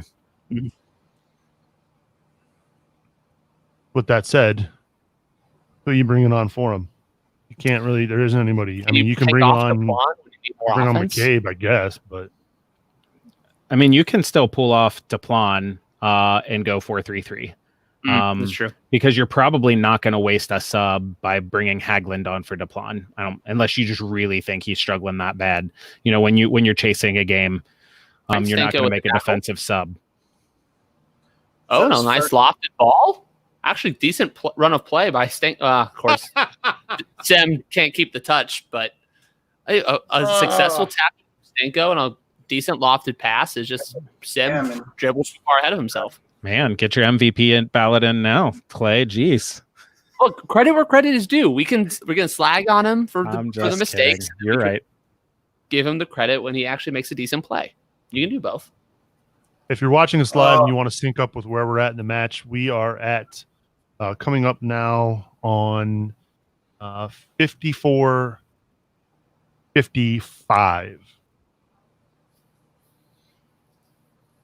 Brian says he loves being about 8 seconds ahead of Clay.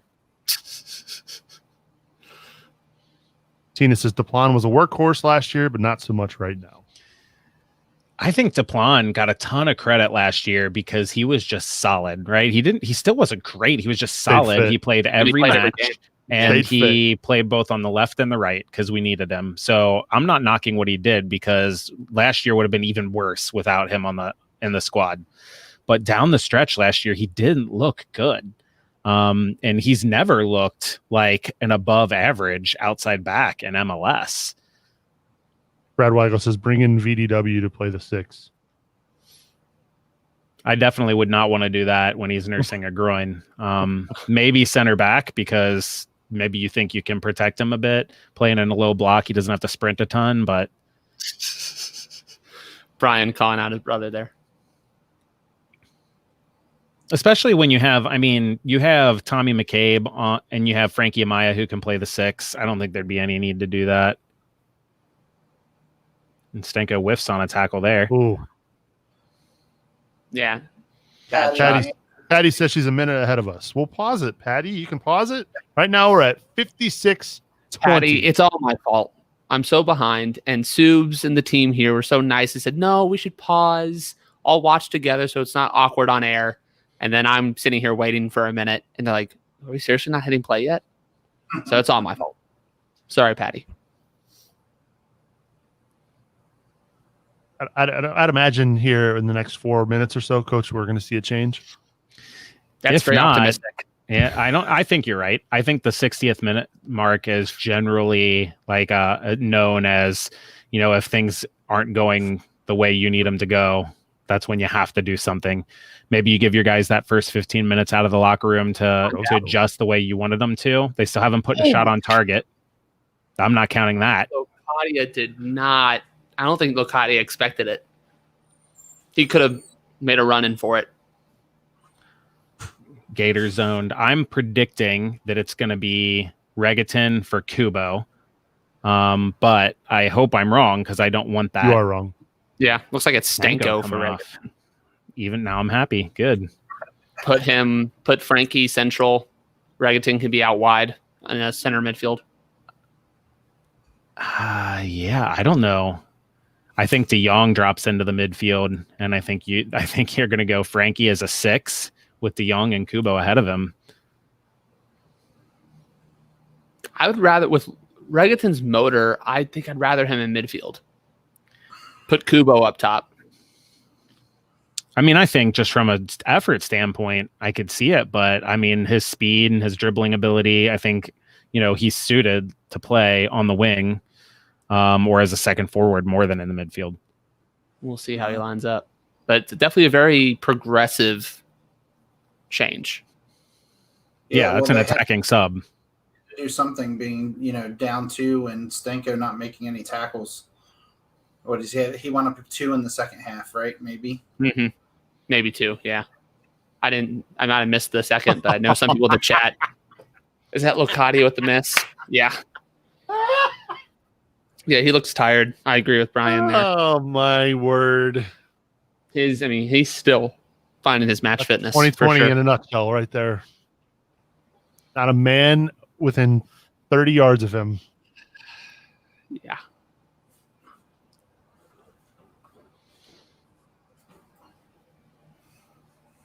My stats have Stenko as 2 attempted tackles now. So there you go. 2 more than the first half. And he only played 17 or 18 minutes this half. I mean, imagine 2 tackles per 18 minutes. I would have taken that in the first half. Yeah, they needed it then. Tom says, about to get your wish, Coach. Not sure what that means. Well, that's foreboding. I think that Alex Steck just said De Jong has dropped in and that Regaton's playing up top. So, you're listening to audio of the game? I have it on very low in the background. No, I don't want to listen to the Fire broadcast.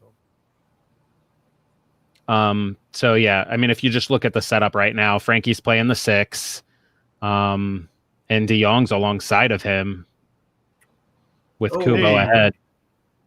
I mean, this is, the midfield is more of a 4-3-3 look there. Oh, the plan. Oh. Ow. Oh, that's a... Oh. That does not look good. Hurt both legs, if we're being honest. He better get a card. Oh, a yellow. Look at that. Just about Did only get a yellow 40 minutes too late. because he started complaining. Like, it was almost as if he wasn't going to card him, but then he started kind of jawing at the official, and the official's like, no, we're going to. Oh, can that be? Oh. Yeah. He stood on the ball. It was ugly. And it was reckless just because of his body, but he didn't do it on purpose. It's not more than a yellow. I think the yellow is the right call there, just because he lost control of his body. I think this is what they meant by about to get your wish, coach, with Duplan coming off. First, Stanko came off, now Duplan. Who else do you guys want me to sync here? Who should I call next? I want to say a big shout out to Gator Zone, who's watching us on YouTube. He says, everyone watching, drop a like. I agree, Gator. Thank you, If Gator you're watching Zone. us on Facebook, if you're watching us on YouTube, if you're watching us on Twitter, do us a favor and like this, share it, tell your friends and family. We're all FCC family here. Thank you, Gator. Appreciate it. And thank you to everybody who's tuned in and watched us live tonight here on the watch along. Yeah, this has added a new element with COVID, with us not being able to gather with our friends and watch away games or go to Nippert.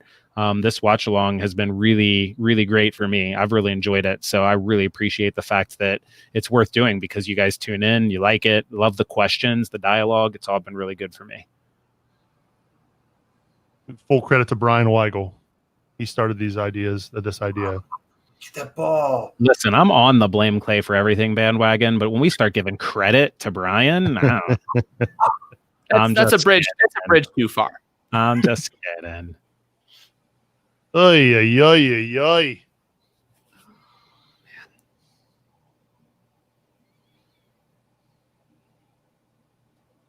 Fourth yellow card of the season for Frankie Amaya. Love it. As Tom I don't. He's a pest. I don't see it. Where's the? Ah, I mean, I don't know if on Frankie. he comes in chopping wood here. You'll see it. I don't know how much he catches of them, but he's got no chance. Yeah. Okay. All right. I'll give him that one. Yeah. I think that was Again. Sim more than Frankie. But I don't think Frankie makes a lot of contact, but he's behind him and he has no chance of getting the ball there. Yeah, I think that I agree with Brian there. That's totally a yellow.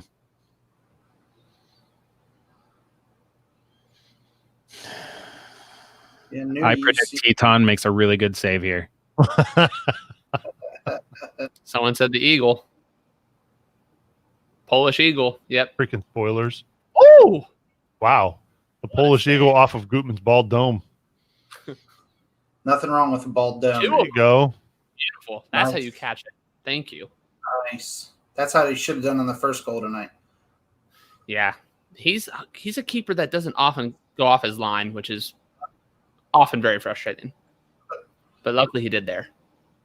I mean, it's not all on him tonight, for sure. No. I was the one who was defending him earlier. I just mean generally speaking, he's not the most. Oh, I understand. Was it not a foul on?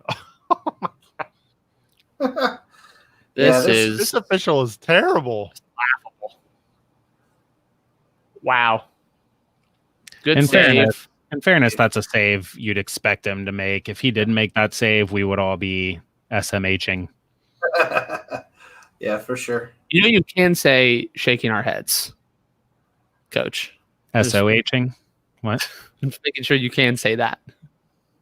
That SMH in the chat earlier got me. I'm only text go. It stuck with you. IDK Clay. IDK, my BFF Jill. LMFAO. What? LOL. Oh. Millennials. Hey. Brian Weigel's a millennial. Don't listen to him. So he's not actually. He Come might be on. like physically, but How many do you let him have? oh man. DTF. I don't know what that means. No, I'm not Brian. Oh, the youth pastor in you. It's down to friends. I'm down to be friends. Is what that is. Yeah. Yeah. Okay. Oh, okay. I know what it means. Wow. You're about as All right. delayed as this match. All right, so 65 minutes and still yet to see a shot on goal. Oh, that's I think Stom has got to change the shape. So he's changed a few people or a person, right? He's got to change the shape. FC Cincinnati is not generating any offense. All right. Dude, what? Come on, boys. Who, Sam?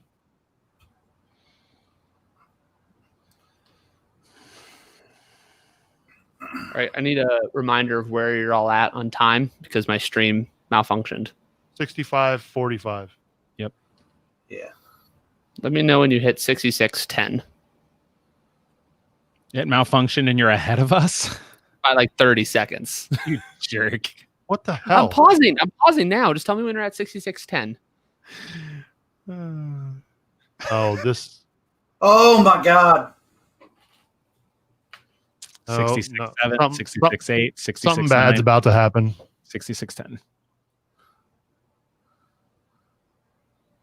Something bad is about to happen. Yeah, we got a lot of chats.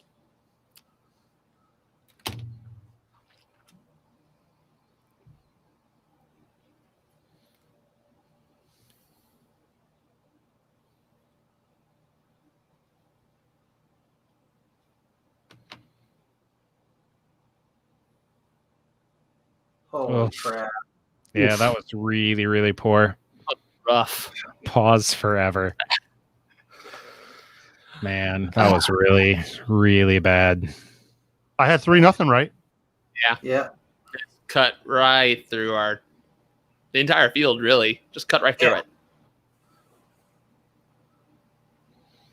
Watch the development on here, though, Coach. Like, look at how they just work it from the outside in, just piece by piece. Yeah, Gutman can't let him get inside there. And then that number 7 just rolls Waston, like right here.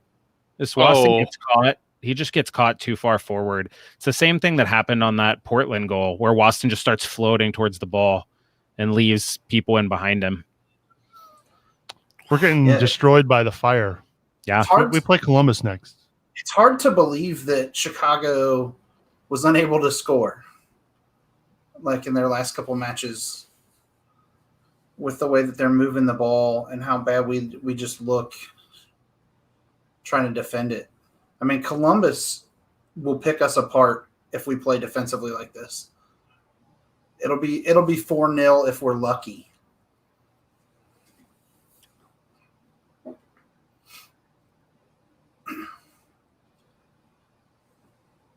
Well, I guess we could hope that Columbus has a rough travel day. Right? Maybe because they'll have to take a bus to get to us and it'll take 45 minutes.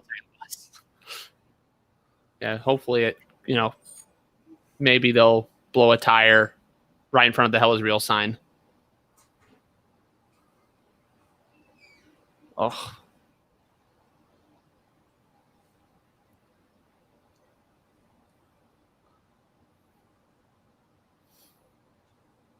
So I can honestly say through all the drab play in the DC United match, I felt like FCC took a step forward, even from the MLS's back tournament.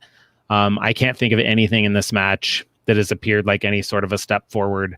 So all we can hope is that this doesn't become a setback that causes more setbacks. Hopefully it's one of those setbacks where you feel pretty good. You advanced in the MLS's back tournament, took the eventual champions, the penalties, tied DC United, and you're kind of feeling good about yourself, and you get, punched in the mouth. Now, do you get up off the mat, and does it make you stronger, right?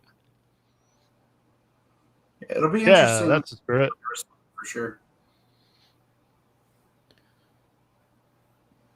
How do we fix this? I don't think it's necessarily a tactical problem. You don't give up 3-0 playing a 5-3-2 because your tactics are bad, right? Deplan just completely lost his runner, and Stanko was just slow today, slow to step out to the ball. I think that you fix it by either subbing those players or by, having them watch the film and be like, guys, this isn't good enough. And see if, and they have to step up. I said this is probably the first. This is the first truly. If the result holds, I should say, this is the first bad loss under Stom. Like even Portland, I was pretty rough in my match ratings, but 4-0 Columbus. No, but I mean, no, sorry. That's the tactics change. We had that initial loss. We really turned things. We really changed things around. How we play, how we set up, and that loss to Portland wasn't bad. The draw to DC is, not great, but also like you said, there's a lot of positives coming from that match. So yeah, I think there's the response. And honestly, I think the team is just short right now. The team is there's just not a lot of good options on our bench. And I think that shows in the fact that, maybe Stom believes in this 11, but also he doesn't have many other options. Yeah, to a certain extent. I mean, you have a few players who didn't start the match today, in Right. De Jong and Regaton, right? Probably Vanderwerf even. Vanderwerf that you could see. BDW isn't fixing this. I'm sorry. Yeah, No. that's I just mean he was responding mostly to my comment that the best 11 is probably all we had. There's a few others who could probably have started. So I don't know. Does Vanderwerf let that guy run in behind him like the Plan does? I don't know. It is not full time, Jacinto. It is. We're at the 71:30 mark. About. We're talking like it's full time though, so I don't blame you for thinking. Well, to It be was fair, full time about 10 minutes in. yeah, they've looked pretty flat, and then they have moments where they look okay, and then they give up another goal, and then they just look flat again. Like you have to get to the point where you're playing more consistently with this. You've had the same guys out there for the most part, right? I mean, they made the one substitution, the one change in the starting lineup where they put Cruz in, then he goes and gets hurt. So that changes things. But there's not been consistency within the group that's working together as of yet. And they haven't had a ton of games yet. Yeah. It's a very small sample size we're looking at. New coach comes in, you've got his ideas. They changed what they kind of want to do tactically. They've looked okay. This just isn't. This isn't how. This could also just be a road bump, like a road bump of the road. Garza coming in. Really? Is he going to come in for Duplan? And Vanderwerf for Gutman. Vanderwerf coming in for Pedersen. So I guess you move probably what is Watson's left-footed. You move him out left, wouldn't you, Coach? Yeah, I believe so. Or Duplan, I guess, because he's used to playing. He can play far left. I mean, the only reason why you don't move Waston out left is if you're planning on sticking with a 3 center back setup with Waston as your center back long term or longer term, few matches. If not, it only makes sense to move Waston out. We have not seen Greg Garza since the Columbus match. Mm-hmm. First half of the Columbus match. Well, Gutman didn't give Stom any reason to put him back in. Yeah, I think probably the Garza sub is a lack of offensive options, and I think you put Garza in and say, get caught out. I mean, go forward. If you get caught out because you're too aggressive going forward, we'll take it. I also think this is we're going to limit the minutes of Gutman. Yeah, you said you're that going to earlier. need him on Saturday. Yeah, you need them going forward. You need them to provide that offense out wide. And Gutman played 90 minutes 3 days ago. He's played almost 75 minutes tonight. Garza gets those fresh legs out wide. I mean, the end product didn't work out well, but he did get that cross into the box. Maybe that fresh legs help spark something on offense. And the Vanderwerf sub is totally a fitness thing. You need Vanderwerf to be sharp. You get him. The plan was probably always to get him 15 or so minutes. Just to get him some match fitness, some sharpness heading into the next match. It does look like Waston stayed in the center. Yep. It looks like, yeah. Has the sub even happened yet? Yeah. Did? Okay. I must based on the result of this match, we're going to the Weller. Outside. The reserve bottle. So it's good. For anyone out there in the chat who likes some good bourbon. It's courtesy of my dad in Kentucky. Cheers. I don't think, Frankie is playing wide. I think what you're seeing, and I'm behind y'all, so maybe I'm wrong, but what you're seeing is just that tactic of Frankie being in the midfield, but splitting wide in possession to try to find space. He's just dropping it. You're right. Same with, I don't think De Jong's playing the 6. I just think that's where he ended up when Frankie slid wide. There we go. All right. That's how many is Cowboy going to get tonight? Had a bunch of fouls. Studs up.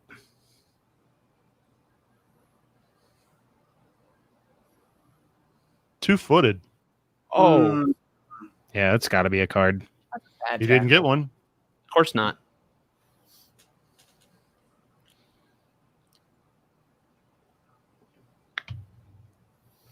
All right. Who takes it today? Not today. Today. You're cool, man. I was going to say, it better not be De Jong after the last one. Well, Regaton took. Yeah, he took the one in the first. Went up, put the ball down. The fact that he took the first one in the DC match makes me think that when he's on the pitch, he is the set piece taker in this sort of range. What are they doing with the wall? Why is De Jong acting like he's going to take one with his left foot? Ugh. Oh.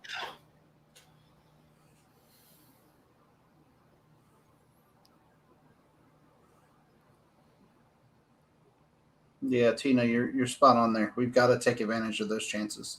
Mm-hmm. Especially when we're not generating much anywhere else. Absolutely.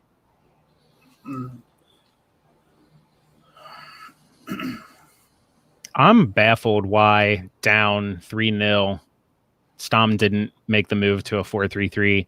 Unless, I mean, to me, that's almost drawing a line in the sand and saying 5-3-2 is the formation for the rest of the season. I've been operating under the assumption that he was going to try to switch the team to the 4-3-3 as soon as he had the chance. But down 3-0, I mean, what are you playing to save face here? You're down 3-0 to the Fire. 4-0 doesn't really make it worse. Yeah, that definitely seems like a move of a coach who's like, who plans on using this long term. Oh. Jeez, he's passing. It's just rough. Good goodness. Other than a few long balls over the top, I just have not seen Deplan do anything that I've been even just like, hey, that was pretty good. Yeah. He's hit a few decent passes over the top. That's it. Whenever he tries to come up and support in the offense, he gets caught out, which right now you're down 3, so it's fine. But when he gets caught out, he immediately is like just looking to make a foul to stop the play. Like there's like a desperation, and he should be kind of more aggressive when guys are running past him right outside the 18 rather than like, I just feel like he's just not quite aware of where he is at all times on the pitch. And I don't know if that's the case or if it just seems like it's like to me that he's just not all there right now.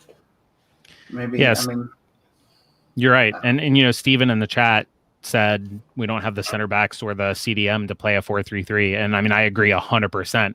Well, I just we assumed Stom would try to the 6, the CDM, but I still, even with Vanderwerf, I don't think there's a left-sided center back that's suited to play in a 4-3-3.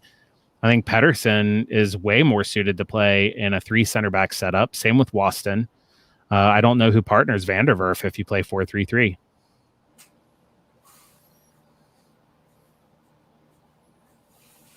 I don't think you can chalk 3-0 down to first road trip jitters.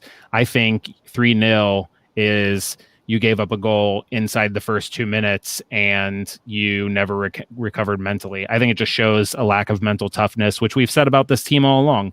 How often do they let one goal become 2 within minutes? The first goal happened in the second minute.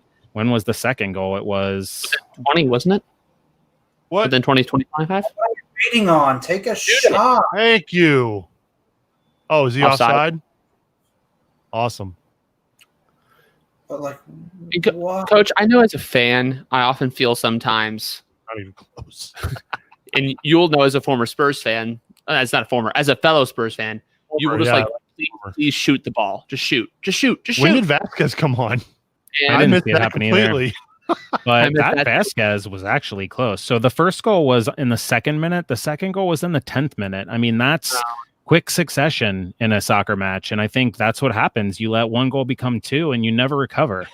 We just saw it, Matt. So, Coach, I do have that question. I know as a fan, I'll often just be like, hey, why can't they please just shoot the ball? Even if it's wide, even if it's high, just get a shot towards goalkeeper, maybe somebody bounces, or you never know. Is that a legitimate thing you would say as a coach? Just sometimes you just got to rip it? Or is there a reason? So. Yeah. So I hear you. Shoot, because it seems like hear they you. don't. Yeah, it's. I mean, you don't want to trade a quarter opportunity for the chance to create a full opportunity, if that makes sense. Right. You don't want to just a hopeful shot from distance with no defensive screen or anything. At this level, every goalkeeper should be able to save that. That said, I have seen a couple times when they haven't shot, and I think most of the time it's like trying to shift the ball onto a preferred foot or something like that. So I think it's a both and. I think you don't want them just to shoot for shooting's sake, but don't let the perfect be the enemy of the good, right? That's exactly what happened though with Jow getting it in. He was right at the 6, and it was him and the keeper, and he tried to set his preferred foot and slowed down the play and let their defenders get between him and the keeper. Yep. By the way, Vasquez came on for Locadia at the free kick that Regaton missed. Oh, okay. That was why I screamed, shoot it. Because I can see wanting to cross the ball there. But if it's you and the keeper and you're down 3, just take a chance. If you get a corner out of it, great. If you miss it, great. But at least you took a chance at putting one on.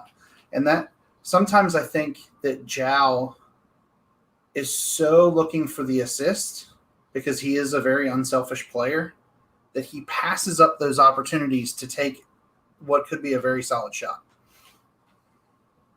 Yeah, and I think those are the times, be it lack of confidence, be it a lack of selfishness. I think there are moments. I've seen Frankie take pass up 2 shots that I thought he should have went ahead and released. There's definitely the one from Jow. I don't think I've seen anybody else pass up a shot. Yeah, that was a decent tackle by Duplan since we've been busting him up all night. I agree with Brad Weigel that Amaya needs to be the 6. I think that's the future, his future position. I can totally see him. I mean, it's not about size. It's about the ability to make a tackle and get your body behind it. He just did as we're talking about it. He made a tackle and we got possession back. Here's the key. How many times do you see Amaya go into a tackle where he just gets out muscled? Meaning like he goes into a tackle and gets the ball, but the other guy comes through him with the ball. It almost never happens because he uses his body, he gets behind it, and if the guy comes through him, he fouls him. Makocho's not much bigger than Amaya. Yeah. Center of gravity. Yeah, and N'Golo Kante is a little guy. Yeah, that's true. That was a good tackle by Watson there. Incredible. I do think that the Vasquez substitute seals the fact that Stam is just playing this out. Get Loca, some arrest. Oh, Jow. I think Kubo just couldn't get that ball out of his feet quick enough. It goes back to kind of what I said, that he needs to play where he's seeing the whole field. Even when I scouted him before we saw him play a single match for FCC, I said, he's the kind of player who likes to finish one touch. He doesn't like to take multiple touches. Look at Garza hustling back and making a play there.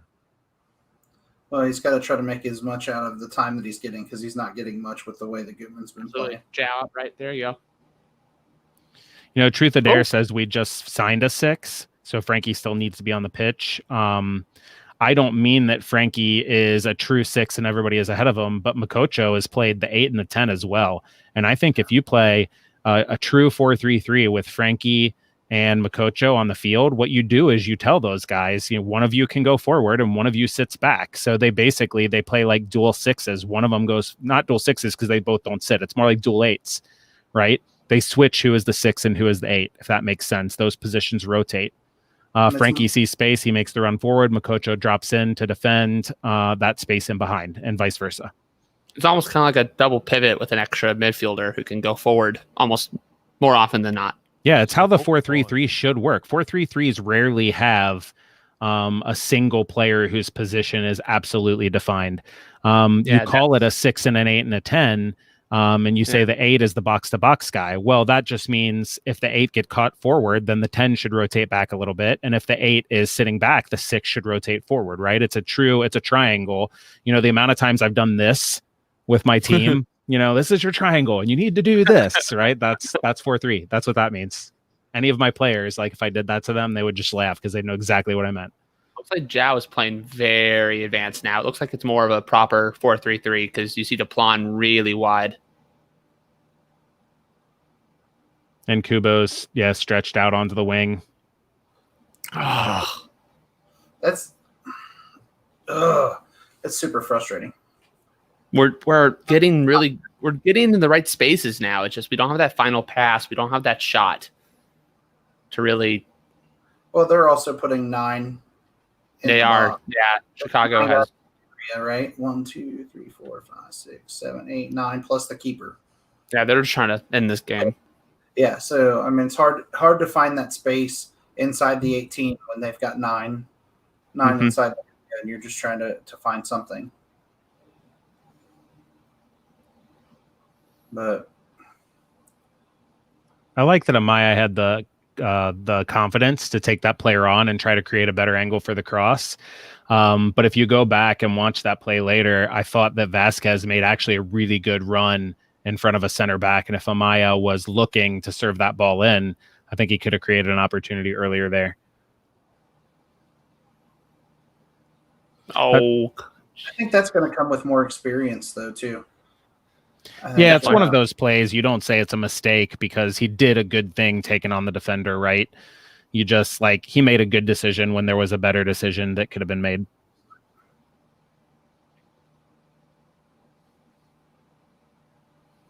I'm curious to know what Kubo's thinking right now.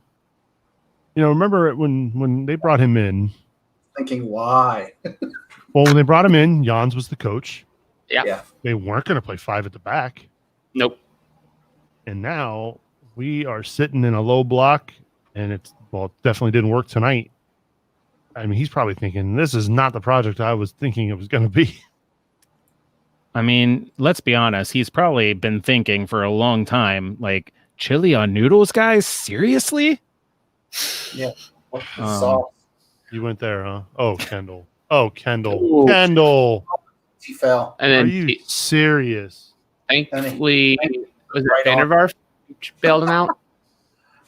TT bailed him out. He saved it. TT probably should have rushed it, but he just sat back. Well, TT lost his footing and slipped, trying to move forward, and wound up on his butt.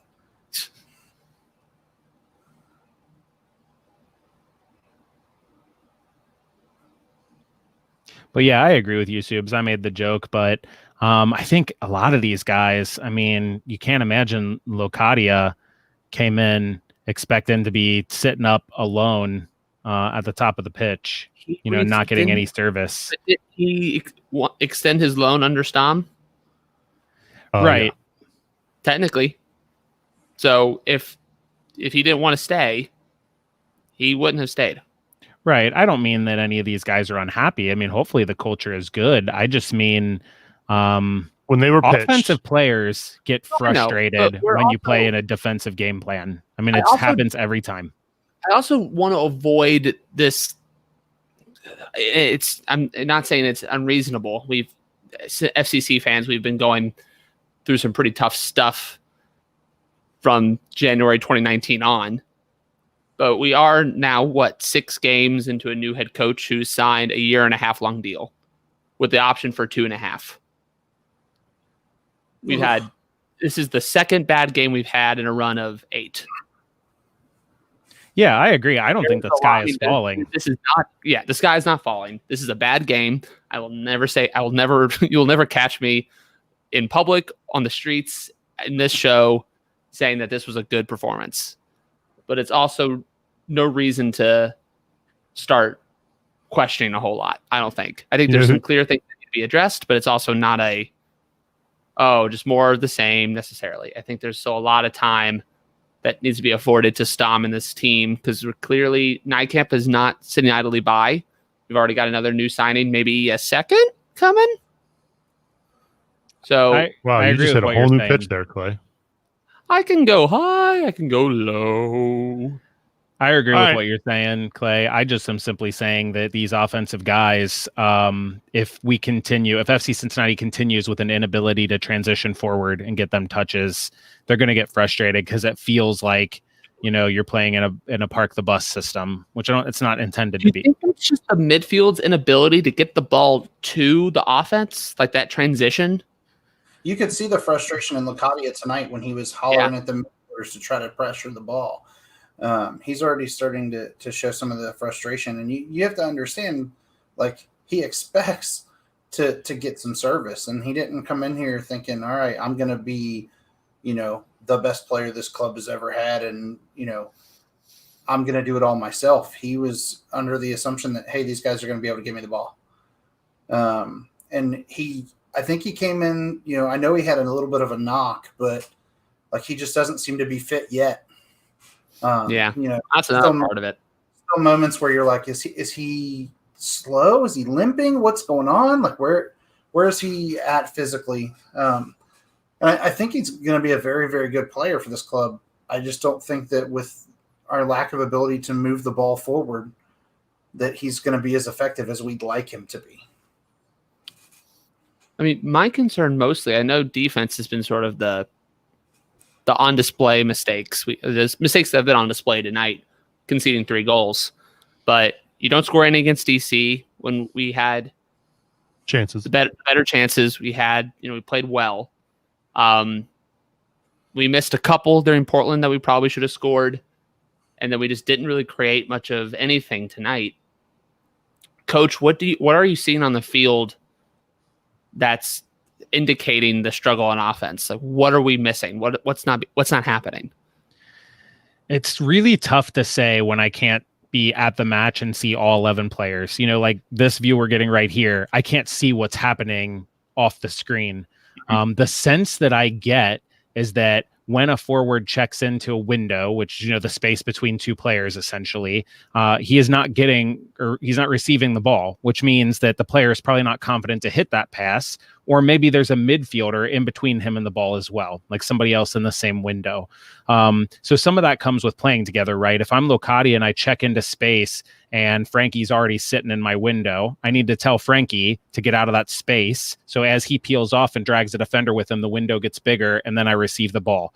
But it has to happen in a split second. So that comes over time, right? I don't know if it's that, or if there is a window there and the players just aren't hitting the pass. That could very well be, or maybe the forwards are not making the proper runs and there aren't windows to be had. I mean, I can't see any of that unless I can see all 11 players. Fair enough. All right, the match has concluded. FC Cincinnati falls 3-0 to the Chicago Fire. This match was over after 10 minutes. So, yeah. That one's that's going to be, looking back on this season, this is a match that they're going to wish they had back, because you got Columbus this weekend. They're just sitting at home right now watching this, just like a shark in the water, knowing that, oh yeah, this team's for the taking right now.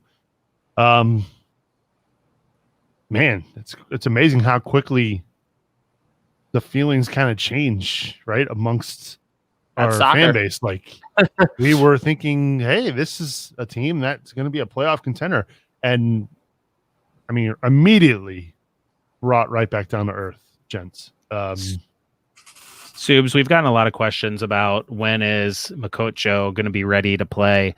I don't know if you guys have any more info, but he's not even in America yet, from what I've heard, which means not only does he still have to get his paperwork and everything sorted out, but then he has to get here in quarantine. I don't think he'll get here and be match fit, which he has not played for months. I can't see him making an appearance in any of the scheduled games that are already the schedule that's already released. Right.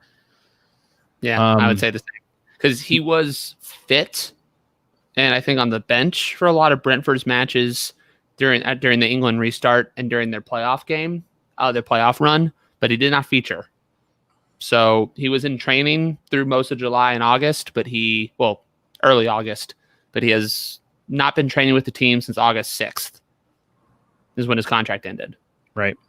And yeah, like you said, he's still in England, I guess. Maybe he's in the Netherlands, maybe, wherever. Also, Makocho doesn't solve this. I mean, he's definitely a piece, and I think that he's a good piece. I'm really pleased that that FCC is bringing him in.